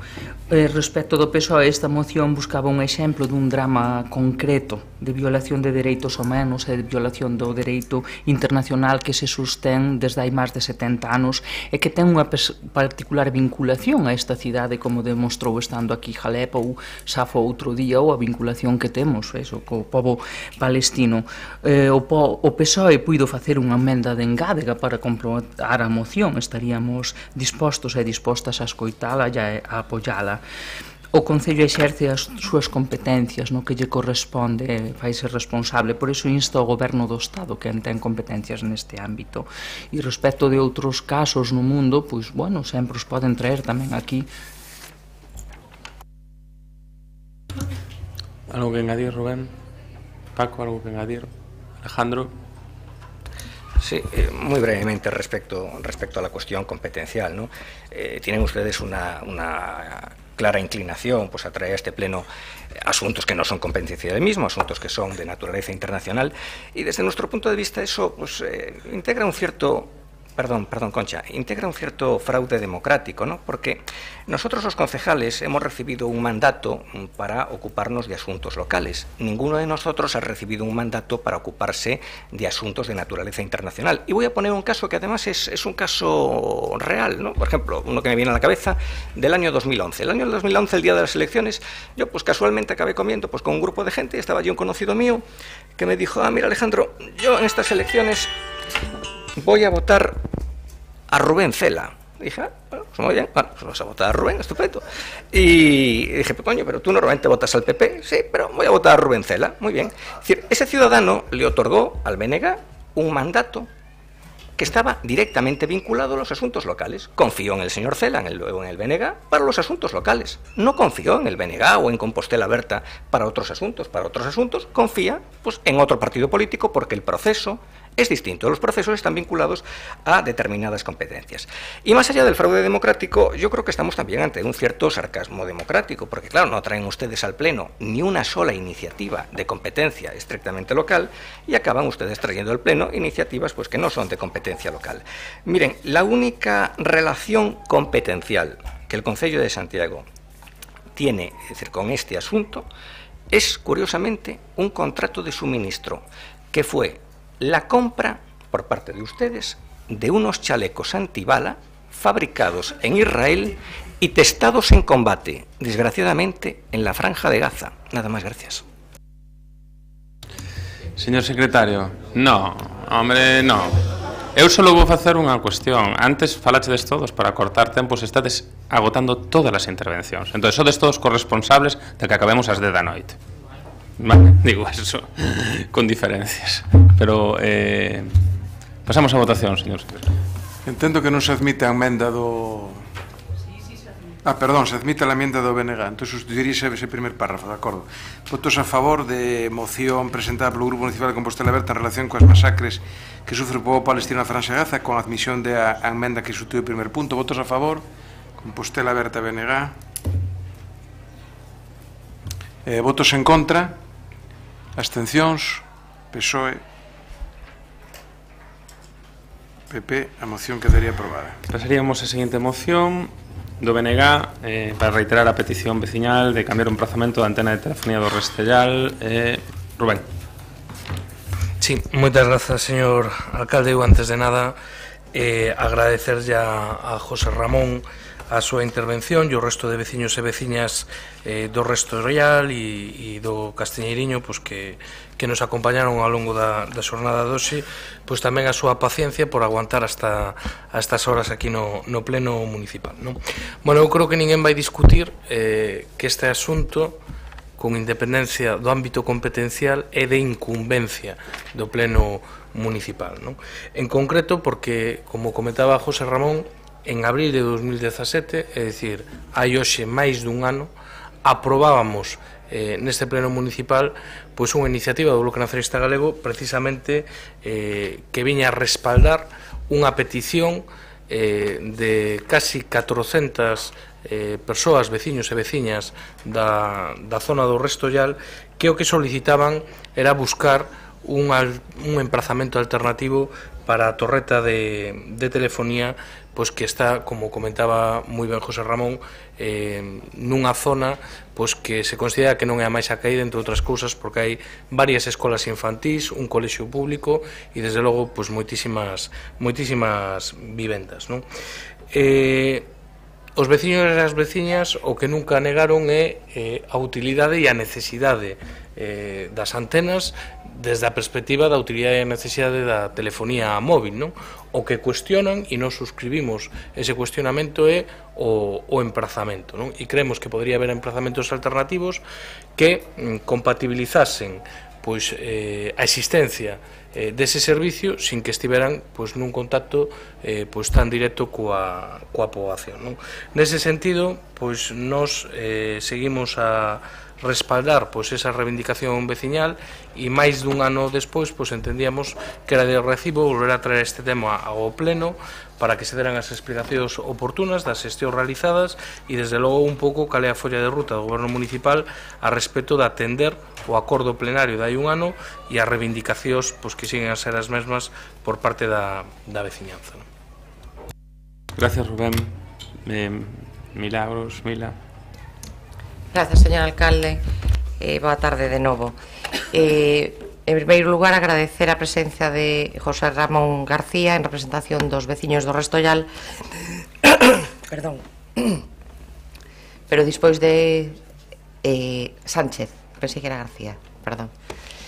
Pero despois de agradecer aquí a súa presenza, a verdade é que pouco teño que engadir ao expresado polo concelleiro Rubén Cela, entre outras cousas porque xa van alá 14 meses dende que este pleno adoptou un acordo por unanimidade naquel momento para cambiar o emprazamento da antena dos veciños do Restollal. Polo tanto, eu podería afondar ahora en moitas cousas, incluso de saúde, pero non o vou facer, pareceme innecesario. En calquera caso, o noso voto, igual que foi aquel día, neste momento vai ser favorable, non temos ningún problema en volverlo a decir. Gracias. Gracias, Mila. Bueno, volver a intervenir hoy con este asunto ya no me sorprende nada, porque aquí hay muchos asuntos repetitivos. El Gobierno, que pensaba convertir el Pleno en el centro de la vida municipal, pues vemos que lo desprecia absolutamente. Primero porque lo usa como herramienta propagandística para hablar de asuntos que no le competen y por tanto que tampoco le obligan a nada, como hoy, varios. Y cuando se toman acuerdos en torno a la vida municipal, pues que ellos mismos aprueban incluso, no hace nada, que es este el caso. En abril del año pasado nosotros ya dijimos, porque tampoco nos gusta mentir, que tras la revisión de la normativa no veíamos posible que el ayuntamiento pudiera obligar al titular a modificar la situación de la antena. Y no lo aprobamos, pero aprobamos, y era el punto 2 del acuerdo, creo, que se ofrecieran a las operadoras lugares adecuados, más alejados de la población, que garantizaran el servicio y que no afectaran a la ciudadanía, ya que con esto es algo que está previsto en la propia Ley de Telecomunicaciones, en el artículo 34.3. Vuelvo a recordar lo que ya dije. Pusimos de manifiesto la necesidad de la modificación de la ordenanza, que tiene anulados 5 artículos, y la disposición transitoria para adaptarse al nuevo marco normativo. Todo esto ya lo dijimos hace año y pico. De esto, a nosotros, que nos conste, no se ha hecho nada. Igual han hecho algo el Gobierno y no nos han informado al grupo al resto de los grupos, porque también esto es algo bastante frecuente, que vivimos en una permanente desinformación. Las paredes de cristal, esas ya que citaban ustedes, no las recuerdan. Pero peor aún sería que no se haya hecho nada. Criticamos en su momento la actitud mantenida con los vecinos del barrio y con los propios grupos de la corporación.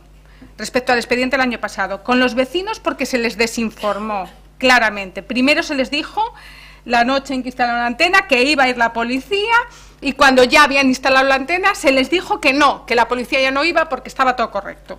Yo esto es lo que recuerdo. Y con los grupos municipales porque tardaron mes y medio en facilitarnos la información del expediente. Lo que acordamos fue eso, un estudio de implantaciones que garantizaran, como digo, las coberturas, las distancias y los impactos a los vecinos y visuales, para lo cual bien podrían ustedes hacer uno de esos contratos menores, hacer un estudio y luego, la segunda parte, reunirse con las operadoras y negociar. Eso es lo que pueden hacer, eso sí lo pueden hacer. Primero tener el estudio. Ya les digo, contrato menor, ya saben ustedes cómo se hace, y después reunirse con los operadores y negociar.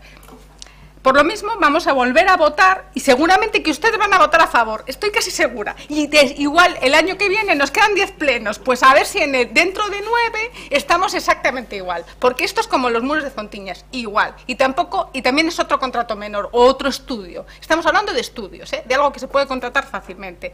Bueno, pues yo, los vecinos, paciencia y nada más. Gracias. Jorge. Pues claro que... Bueno, buenas tardes a todos. Agradecer a intervención de José Ramón Sánchez.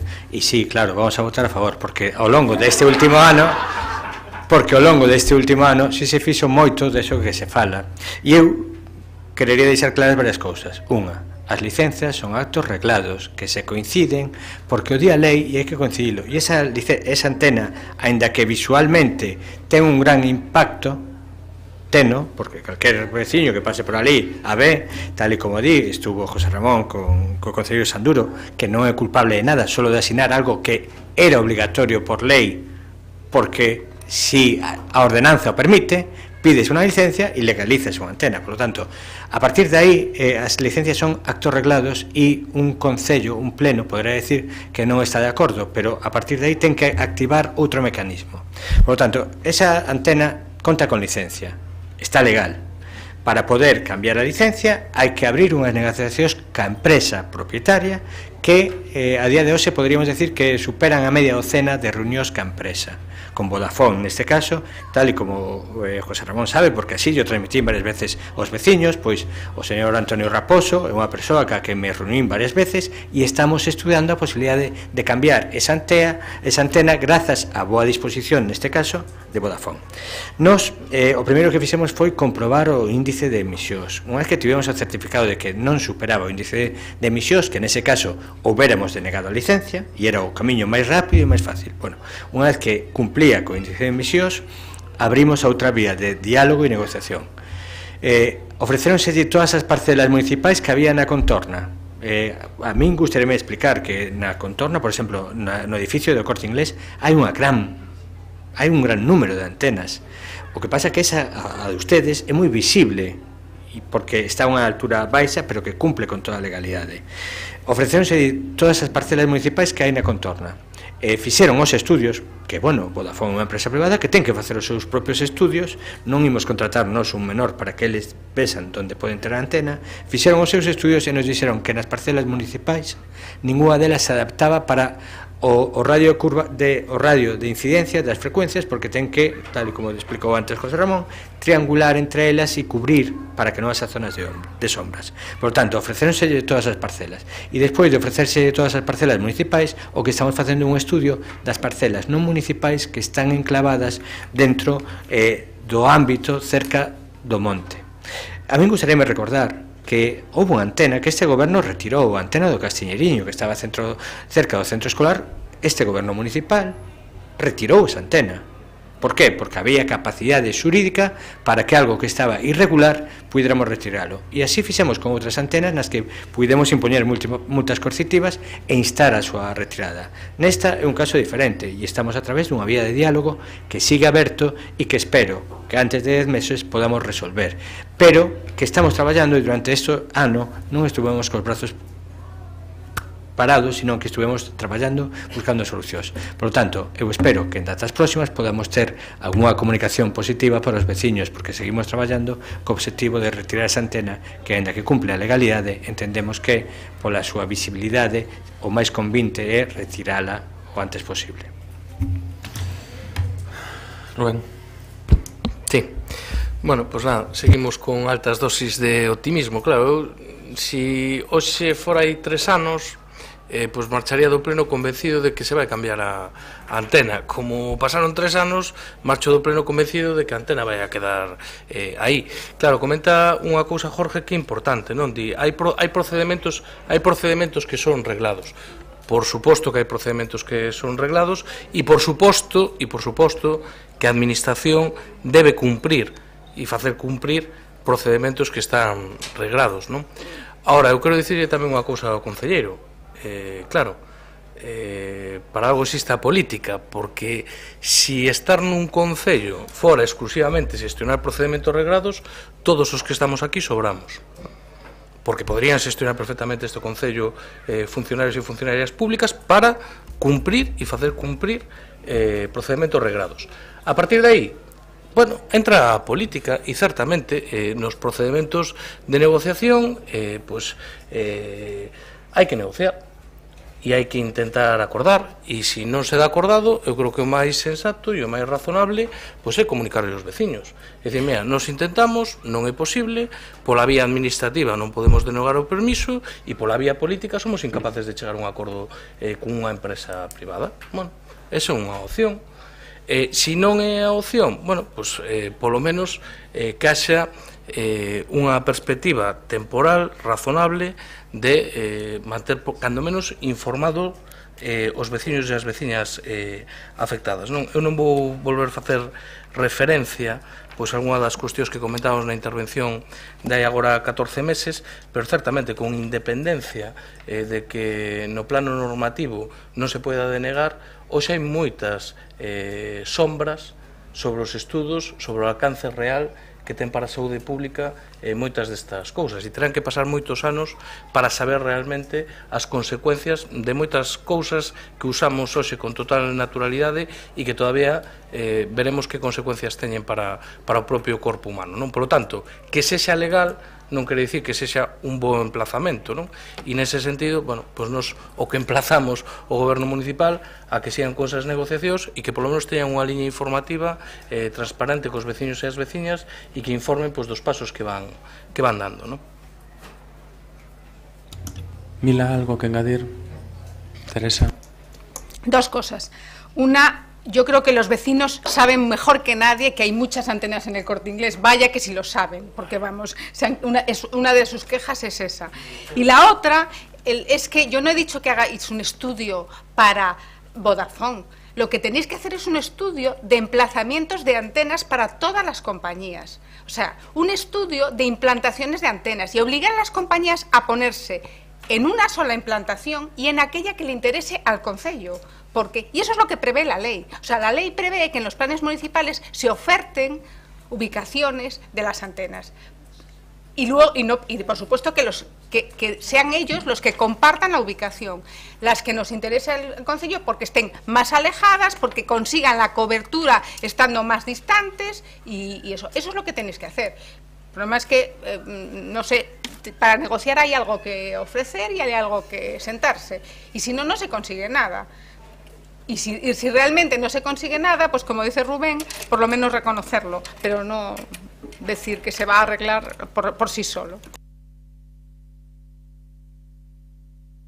Vou usar 50 segundos para decir o mismo que dicen, porque parece mentira que se un día que estamos negociando, que se mirou se todas as antenas de Vodafone estaban legalizadas, intentaronse buscar todas as vías de negociación e hai esa vía de diálogo aberta, porque xa dicen máis de media docena de reunións con representantes, estudiamos ubicacións e siguen estudiando ubicacións. Por lo tanto, eu entendo que non vou dar ningún prazo, porque sí, esta casa a veces é un pouco lenta e desesperante nos prazos, pero sí estamos traballando e, por lo tanto, antes de 10 meses entendo que debería estar, pero seguimos traballando e aquí o que non pode ser é que eles saben perfectamente que nos reunimos con Antonio Raposo varias veces e que se diga aquí que non estaban facendo nada. Se hai que mellorar a comunicación cos veciños, melloraremos a comunicación cos veciños para telos informados máis en corto das nosas xestións, pero estamos xestionando e esperamos que se poda resolver, pero porque neste caso, e así hai que agradecelo tamén, Vodafone ten boa disposición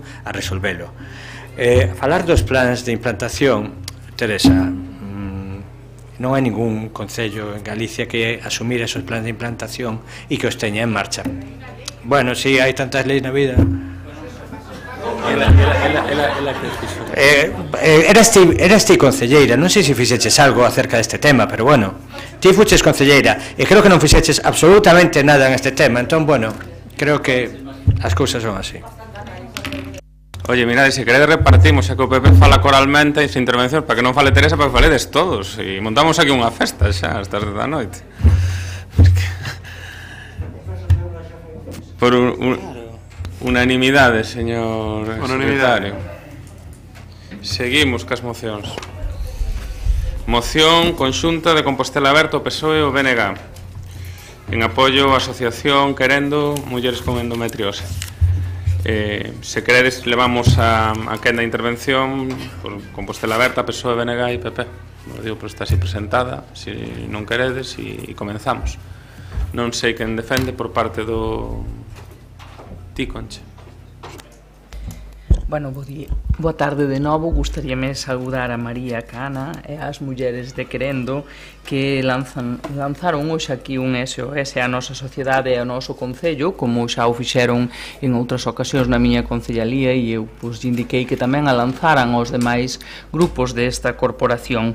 Xustamente lanzan un SOS a nosa sociedade, ao noso concello, para visibilizar a endometriose, unha doenza especificamente femenina.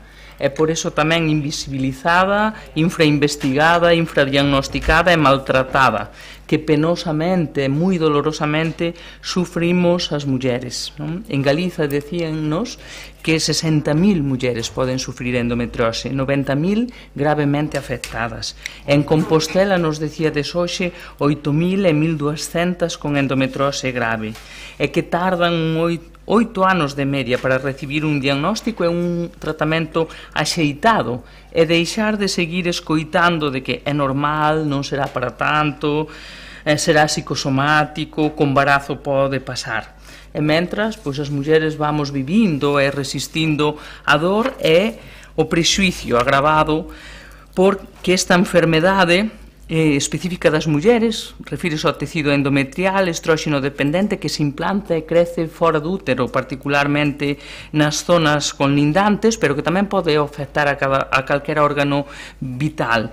Veise agravada por a falta de perspectiva de xénero na investigación e na promoción e na planificación da asistencia sanitaria, cando invisibiliza e normaliza doenzas como esta endometriose, invisibilización de doenzas que afectan o que decíamos en exclusiva ás mulleres.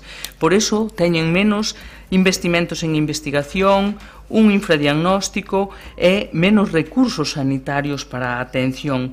Normalízase tamén así o sufrimento das mulleres e asóciase a condición de ser muller que sexa normal sufrir regras dolorosas ou cólicos frecuentes.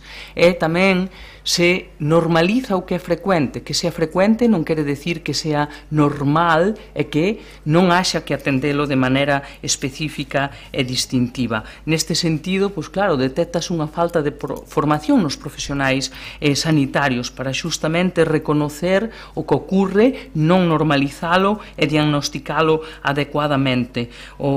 Vivimos con dores sin diagnóstico unha media de 8 anos e a continuación, pois claro, hai unha falta de recursos evidentes na planificación sanitaria. Aquí se nos dice que só existen consultas específicas, non servizos, só consultas en Vigo, Coruña e Ourense. E no caso da EOSI de Santiago, aínda pendente de desenvolver. Constame que os primeiros que se puxeron en marcha, particularmente en Vigo, tuvo máis que ver ca vontade específica de profesionais do servicio de xinecoloxía e non cunha planificación adecuada dos servicios de saúde. Bueno, por eso presentamos esta moción a pleno e tamén a compartimos cos outros grupos municipais. Gracias, Concha. Iría ahora ao Partido Socialista. Decíamos, como foi a PSOE de Nega. Sí, como que irades. Mila. Gracias de novo, señor alcalde. Boa tarde outra vez. Saudar e agradecer xa aquí a representante da asociación Querendo que nos acompaña, María, vale? Vamos a ver, explicar que a endometriose se define como a implantación ou crecemento benigno do tecido endometrial fora do útero, sendo as localizacións máis frecuentes afectadas pola endometriose o peritoneo pélvico ou os ovarios. Insisto, explicar e repetir isto, porque dixo María, dixo a voceira do Grupo de Compostela Aberta, pode parecer innecesario, se non fora porque son tantas as mulleres e, por suposto, os homes que aínda de hoxe descoñecen esta enfermidade que a min pareceme necesario decilo todas as veces que faga falta. Doenza silenciada, decía María, cronificada, decía tamén. En a súa exposición deu uns datos e unhas cifras que, dende logo, para nós son moi importantes e fai que isto fagamos fincapé nesta moción que traemos hoxe aquí, porque nos parece un tema incuestionable. Son tan importantes estas cifras que se deron hoxe aquí e que se escoitaron que hai unha cifra que tamén se sabe e que vou dicir hoxe aquí que sábese que son máis mulleres as que padecen endometriose que os pacientes que teñen asma ou diabetes ou VIH ou tuberculose ou todas xuntas. Ese é o número de mulleres afectadas por este tema. O Grupo Municipal Socialista, dende logo, non tivo ningunha dúbida cando se plantexou a presentación desta moción conxunta con motivo da iniciativa presentada pola Asociación Querendo, que non fai máis que recoller as reivindicacións desta Asociación de Mulleres con Endometriosi e que nos parecennos acaídas. E parecennos acaídas, entre outras cousas, porque xa o noso grupo parlamentario en Galicia presentou en marzo de 2017, o ano pasado, unha proposición non de lei onde precisamente se solicitaba a petición de instar a Xunta de Galicia para que se dera cumprimento a un acordo que tamén se había adoptado por unanimidade na Cámara Galega en abril de 2015, especialmente naquelas cuestións que facían referencia a coñecer os datos das mulleres con esta enfermidade, nos Sergas, estudar a creación dunha unidade multidisciplinar que podería ser unha referencia a nivel galego, ou tamén insistíamos en promover a investigación e contribuir a difundir o coñecemento sobre esta enfermidade. Deste xeito, creemos que as peticións que hoxe se achegan nesta moción son básicas, son axeitadas, son acaídas para nós. Nos pensamos que incluir de novo o financiamento dos medicamentos necesarios no arsenal terapéutico ou establecer xornadas de formación que aborden o problema do diagnóstico que ás veces é tardío desta enfermidade ou crear unidades multidisciplinares ou tamén solucionar os problemas de acceso que teñen moitas mulleres aos tratamentos de reproducción asistida, ben, insisto, creemos que son peticións totalmente asumibles, axeitadas e necesarias. Por todo exposto, presentamos esta moción conxunta ao Pleno deste Concello, tomando, por suposto, como base o documento remitido pola Asociación Querendo. Máis nada, moitas grazas. Moitas gracias, Mila Goretti. Ben, pois eu comezo tamén saudando a María Cana en representación de Querendo Mulleres con Endometriose. A verdade é que a discriminación das mulleres no ámbito sanitario non se refire únicamente á invisibilización, como acontece moitas veces de enfermidades pois propiamente femininas que afecten máis ou exclusivamente as mulleres, senón tamén ás veces por ter diferente sintomatoloxía, como pasa coas enfermedades cardíacas, non? Xa sabemos que hai elementos onde, se están presentes as mulleres, vai haber unha discriminación e que iso ademais estamos intentando que mude, mas muda demasiado lento e ás veces mesmo con resistencias, non? Estou segura de que todas as persoas que aquí estamos levaríamos as mans á cabeza se soubésemos que hai, pois iso, 8.000 persoas de Santiago que padecen unha enfermidade e que non houvese ningún profesional especialista en todo o Concello, non? Sería absolutamente inimaginável. Iso justamente é o que temos, pois alrededor dun 8% da poboación, 8.000 mulleres diagnosticadas en Santiago con endometriose e absolutamente carecemos de especialistas e as mulleres o que teñen que facer é pois non ter ese control continuado e rigoroso da enfermidade. Claro, cal é a causa, que eu creo que é importante tamén aquí, estando de acordo en todo o que di a moción, eu creo que é importante saber a causa profunda, e a causa profunda é a banalización da dor das mulleres. Ese é o problema fundamental. Parece que as mulleres que nos pode doer sen que pase nada, para iso aguantamos máis, non? Para iso están absolutamente todas as cuestións. Nacemos para iso e continuamos padecendo aquela ameaza de parirás con dor, non? E seguimos con ela. Por iso, porque nestes momentos, en pleno século XXI, as mulleres xa levamos tempo dicindo que non queremos ser vítimas nin sufridoras, neste caso e noutros casos na vida. E por iso está moi ben, eu penso que Querendo, asociacións como esta, dannos un exemplo de reivindicación dos dereitos e, por suposto, coa exixencia de que haxa un servizo sanitario que responda ás nosas necesidades. Por iso, exactamente igual que os grupos de Compostela Aberta e do que o PSDG-PSOE, pois apoiamos esta iniciativa das demandas de Querendo, cunha idea ben clara, que se cree unha unidade multidisciplinaria de xinecoloxía no Hospital Xeral e, mentres tanto, polo menos que se deriven os casos graves a outros centros. No caso de Santiago, ademais, iso podría ser máis fácil nestes momentos, porque acaban de concederlle a solicitude de traslado a unha facultativa especialista, justamente que ven do Xeral CIES, do agora do Cunqueiro de Vigo, e a verdade é que o que estaríamos facendo sería tirar pola borda, non aproveitar os recursos que temos. Se temos justamente persoas, unha persoa neste caso absolutamente especialista, aproveitémolas para iso, non?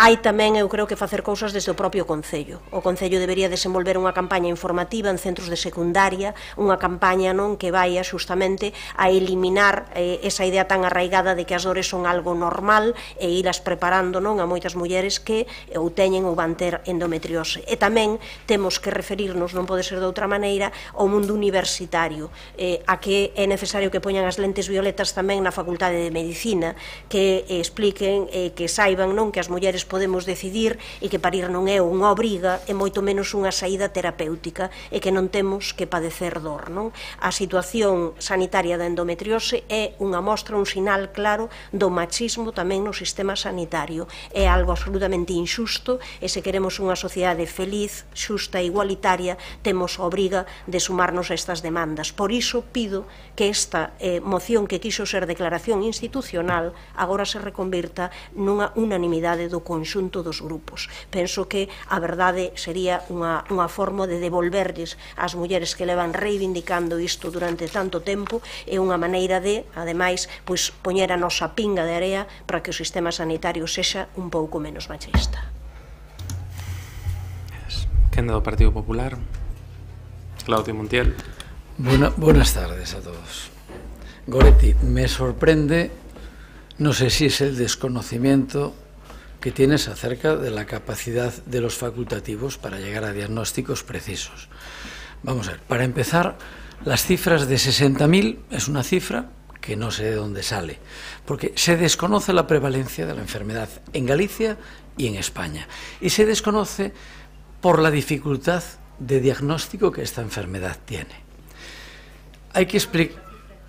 No, ya, la cifra la estáis diciendo todos, pero a mí me gustaría saber dónde salen 60.000, porque es que es imposible saberlo por la dificultad, como digo, que existe para diagnosticar la enfermedad. La endometriosis va sintomatológicamente desde prácticamente ausencia de síntomas hasta la necesidad de la intervención quirúrgica, porque los síntomas son tan graves que pueden provocar otras alteraciones a nivel de otros órganos o de otros lugares de la anatomía femenina. Hay que saber que el diagnóstico de certeza de la endometriosis solo se obtiene mediante la laparoscopia, eso es decir, mediante una intervención quirúrgica. Por lo tanto, no se puede saber, a todo el mundo no se la va a operar, a toda mujer con dolor. Por lo tanto, los diagnósticos a los que hay que llegar son diagnósticos de presunción. Y hablo siempre de la limitación que puede haber diagnóstica para llegar a este conocimiento del número de mujeres. Bien. Los tratamientos son variados según la edad de la paciente y según la sintomatología. Van desde una simple aspirina hasta un ibuprofeno o hasta la intervención quirúrgica. Por lo tanto, no todo el mundo se puede decir que estas 8.000 personas que están en un estadio grave, porque no hay 8.000 personas a las que se haya intervenido en Galicia. Esos no son datos que se puedan sacar de ningún lado. La Consejería de Sanidad ha venido realizando acciones tendentes al diagnóstico de la endometriosis desde siempre, desde el año 2015 en concreto. Se han difundido guías de cuidados a mujeres con endometriosis. El 20 de enero, por ejemplo, de 2016, se envió a todas las gerencias de gestión integrada y a las direcciones provinciales asistenciales de todas las estructuras organizativas de gestión integrada para ser difundida entre los jefes de servicio de obstetricia y ginecología, jefes de servicio de atención primaria, personal de enfermería, matronas, matrones, personal de centros de orientación familiar. Esta guía está a disposición de todos los profesionales de sanidad a través de la intranet de la Consellería. En relación con los grupos, con la creación de grupos de trabajo dentro de la dinámica de la Dirección de Asistencia Sanitaria, existe una línea específica dedicada a la salud de la mujer, con grupos de trabajo multidisciplinar, donde están ginecólogos, matronas, diplomados en enfermería, médicos de asistencia primaria, trabajando en distintos aspectos de la atención a las mujeres. No estáis abandonadas en los tratamientos. Te aseguro que hay mucha gente, muchos más varones con problemas de próstata que mujeres con endometriosis. Y no hay unidades multidisciplinares específicas de próstata. Y casi todos se mueren de cáncer de próstata, porque el final de la hipertrofia prostática es la muerte con cáncer de próstata. La endometriosis no. Eso no quiere decir que no sufráis. Claro que sufrimos todos en la vida por muchas cosas. En cuanto a fomentar el conocimiento de la dolencia, claro que hay que fomentar el conocimiento de la dolencia. Se está haciendo por parte, sobre todo, a la juventud, como habéis dicho, a las universitarias, a las mujeres en edad fértil, por las complicaciones de esterilidad que puede dar lugar la endometriosis, sobre todo en menores de 25 años. La Subdirección General de Atención al Ciudadano y de la Calidad se pone a disposición de la Asociación Querendo en cuanto a la difusión de cualquier iniciativa que ellas tengan de formación e información para la ciudadanía sobre esta realidad. En concreto, se propuso posibilitar un foro de expertos responde sobre este tema. Se han establecido por parte de la Subdirección General de Atención Ciudadana y Calidad, a través de la Escuela Gallega de Salud, para ciudadanos, organizando desde el año 2016 actividades formativas en estrecha relación con la patología dirigida al público en general, la endometriosis y la mujer y la salud. Se pueden asumir los tratamientos a las mujeres con endometriosis con los recursos disponibles. No me digas que hace falta especialistas que vengan de Vigo, para nada, para nada. Esa señora es ginecóloga y esa señora viene para aquí porque se ha trasladado para acá. Me rematando, Claudia. Que siempre hay que formar más a la gente, sí, pero es que no es cuestión de formar más o menos, es que la propia dificultad del diagnóstico, como he dicho, va de que se encuentre o que no se encuentre, y puede estar una señora 8 años, desgraciadamente sí, hasta que a lo mejor se le hace una resonancia magnética y en esa resonancia se encuentra una patología renal, y cuando se opera se encuentra porque está el problema ahí. Entonces, ni se le va a hacer a todo el mundo, a todas las mujeres con dolor de regla, ni con dolor específico que haga suponer eso, una resonancia magnética ni una laparoscopia. Entonces, las cosillas hay que estar como hay que estar a la hora de los tratamientos, nada más.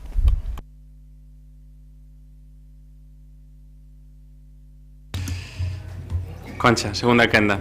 Nada, solo decir que nunca coincido o relato e a resposta do Partido Popular coa que nos mostra a realidade e nos achegan as distintas organizacións e entidades que aquí veñen. Non sei se é que ustedes pensan pois que non contan a verdade ou que veñen aquí a denunciar algo que non ocurre ou sufrimento que non ocurre. Polo que respecto ao Concello de Santiago de Compostela, obviamente reconoce non só a invisibilización, sino a banalización do sufrimento das mulleres, que só contribuye a reafirmar estereotipos e gravalas e discriminarnos máis do que está. Entonces impulsaremos, e por iso quixemos comprometer a este pleno, impulsar unha campaña de divulgación para dar a coñecer a endometriose da man da asociación Querendo.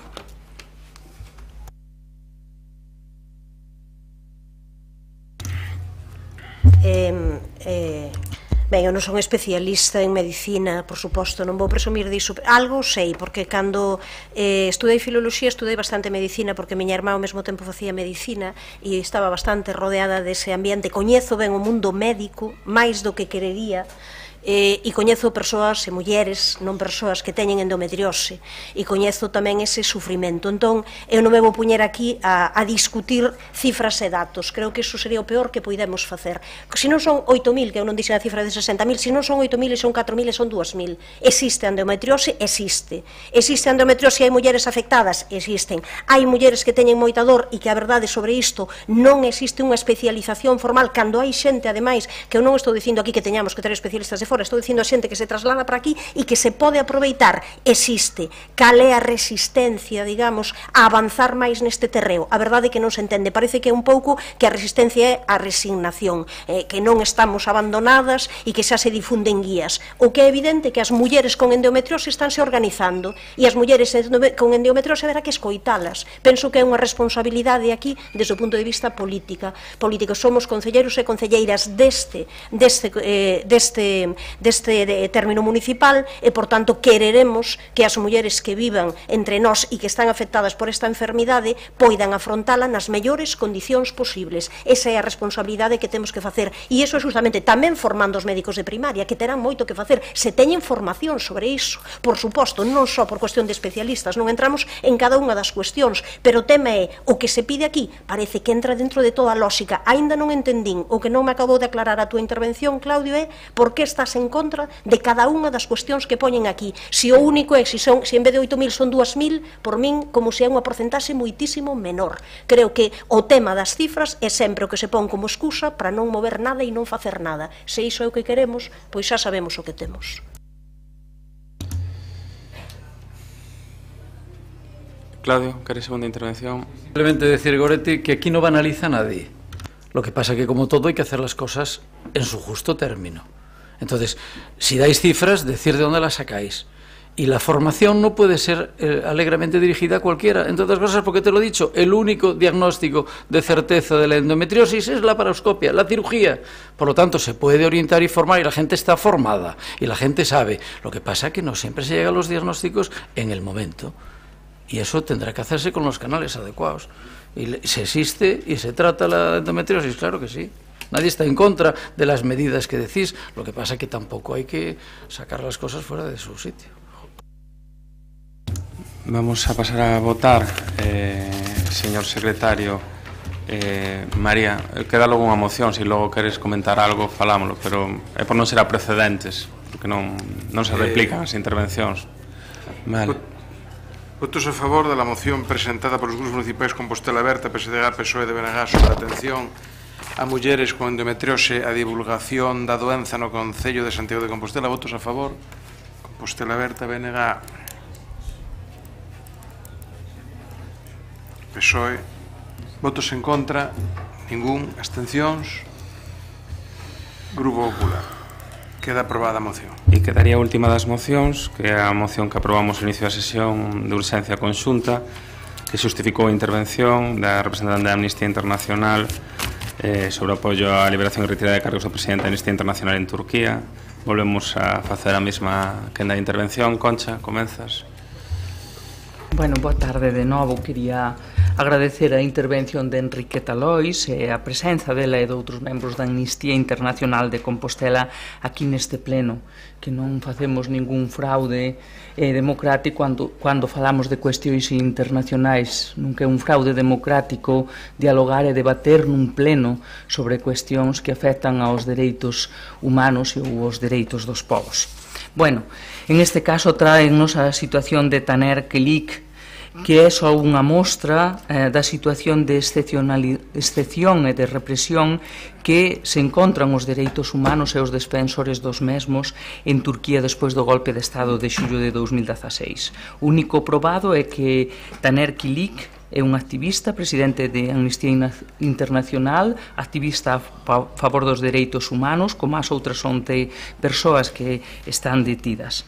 As acusacións de estar vinculados con movementos terroristas son negadas por Taner Kilic e non foron encontrados probas fundamentadas nos informes que presentou a Amnistía Internacional ou servizos internacionais imparciais. Nin siquiera aparecen probas fundamentadas no informe da Policía turca, mais Taner Kilic sigue preso. Por iso consideramos que esta situación é absolutamente inaceptable, injusta e que vulnera os dereitos humanos e fundamentais de liberdade e dereito a unha defensa xurídica garantista. E delata, sin duda, a situación de excepción da xustiza no Estado de Turquía despois do golpe de Estado de xullo de 2016. Como decíamos, cando defendimos a moción respecto da situación do pobo palestino na Franxa de Gaza, non podemos ser indiferentes, estamos obrigados a tomar posición e por eso apoyamos esta moción e solicitamos que Taner Kilic sexa posto en liberdade.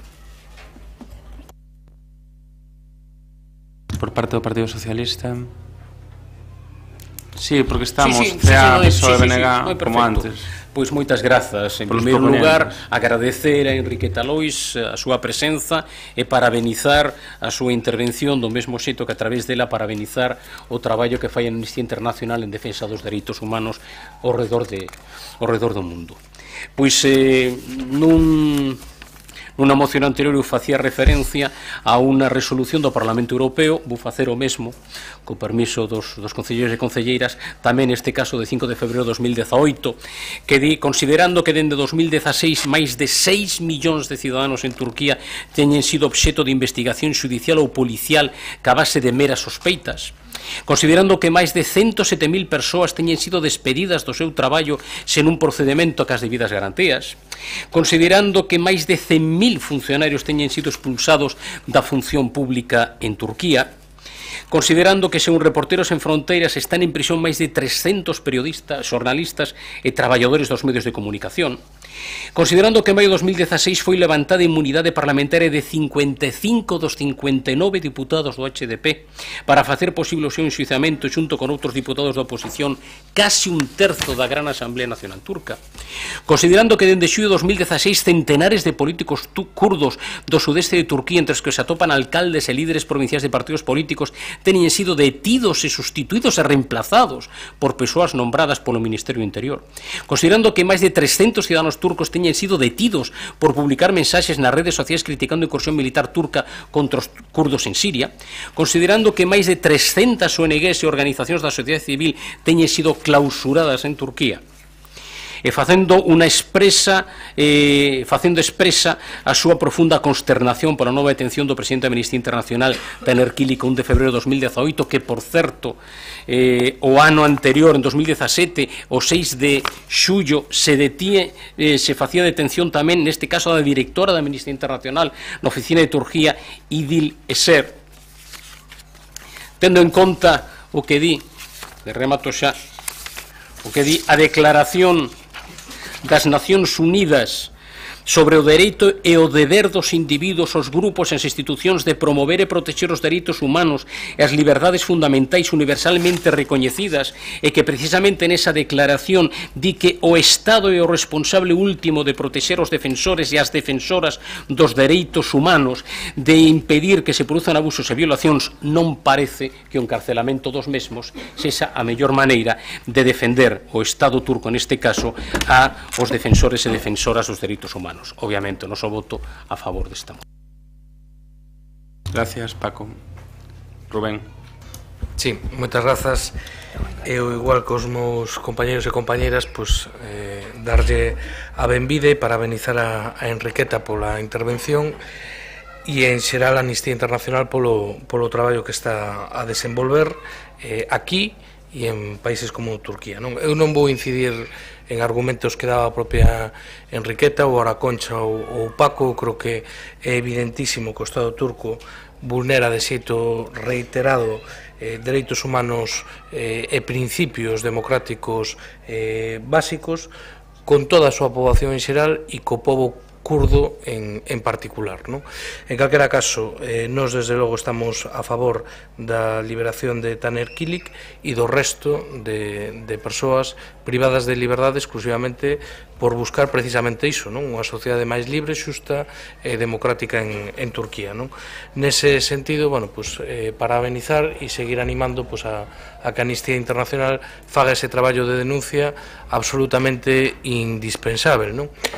Hoxe tiamos un debate sobre si este tipo de cousas son, ainda falaba agora tamén co señor secretario, competencia municipal ou non. Bueno, estricto senso, é discutível, cando menos. Eu agora, creo que unha das labores fundamentais que a Amnistía Internacional fai é precisamente a de visualizar determinado tipo de conflitos e injustizas que son dobremente injustas si non se visualizan e si non se coñecen.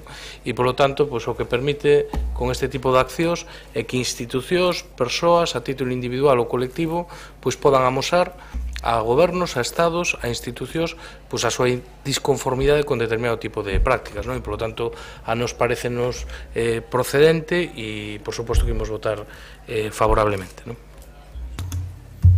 Por parte do Partido Popular, Alejandro. Gracias, alcalde. Muy brevemente, nosotros saludamos también a la representante de Amnistía Internacional y reconocemos el trabajo de esta entidad y de otras ONGs. Vuelvo a reiterar el compromiso inequívoco del Grupo Popular y del Partido Popular con los derechos humanos y me remito en términos generales a lo expuesto en el debate de la moción sobre Gaza. Nosotros confiamos plenamente en nuestros representantes en el Congreso de los Diputados. Bueno, veo que otros grupos no confían mucho en sus representantes en el Congreso de los Diputados. Ellos son, en definitiva, los miembros de la Comisión de Exteriores los que tienen, digamos, la especialización para abordar un asunto delicado. Yo lamento que en el Pleno Municipal de Santiago no nos ocupemos de los asuntos municipales. Yo creo que aquí habría que ocuparse de los asuntos municipales, de los asuntos que afectan a los vecinos de Santiago, y en el Congreso de los Diputados lo que corresponde es ocuparse también de los asuntos que afectan a ciudadanos de otras nacionalidades. Nada más, muchas gracias. ¿Alguien quiere hacer alguna intervención a mayores? Concha. Solo sobre as cuestións competenciais, hombre, a aportación de Manolo Dios, nada humano nos pode ser alleo, e menos a vulneración dos dereitos humanos fundamentais. Por favor, somos representantes públicos. Ademais, temos a gala dun concello de vocación universal e acolledora.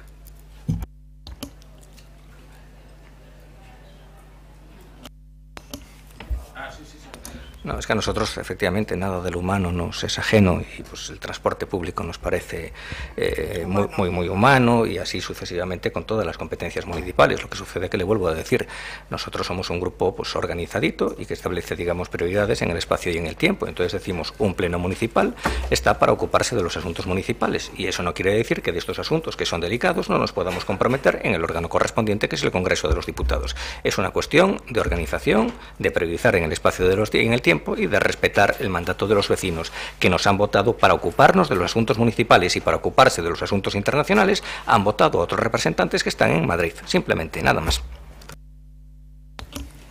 Pasamos a votar, señor secretario. Votos a favor desta moción de urxencia presentada pelos grupos municipais de Compostela Aberta, de PSDG e do BNG sobre el tema que se tratou, membros da Amnistía Internacional. Votos a favor, Compostela Aberta, PSOE e BNG. Votos en contra, ningún. Abstencións, Grupo Popular. Queda aprobada. Aunque eso debe decirlo.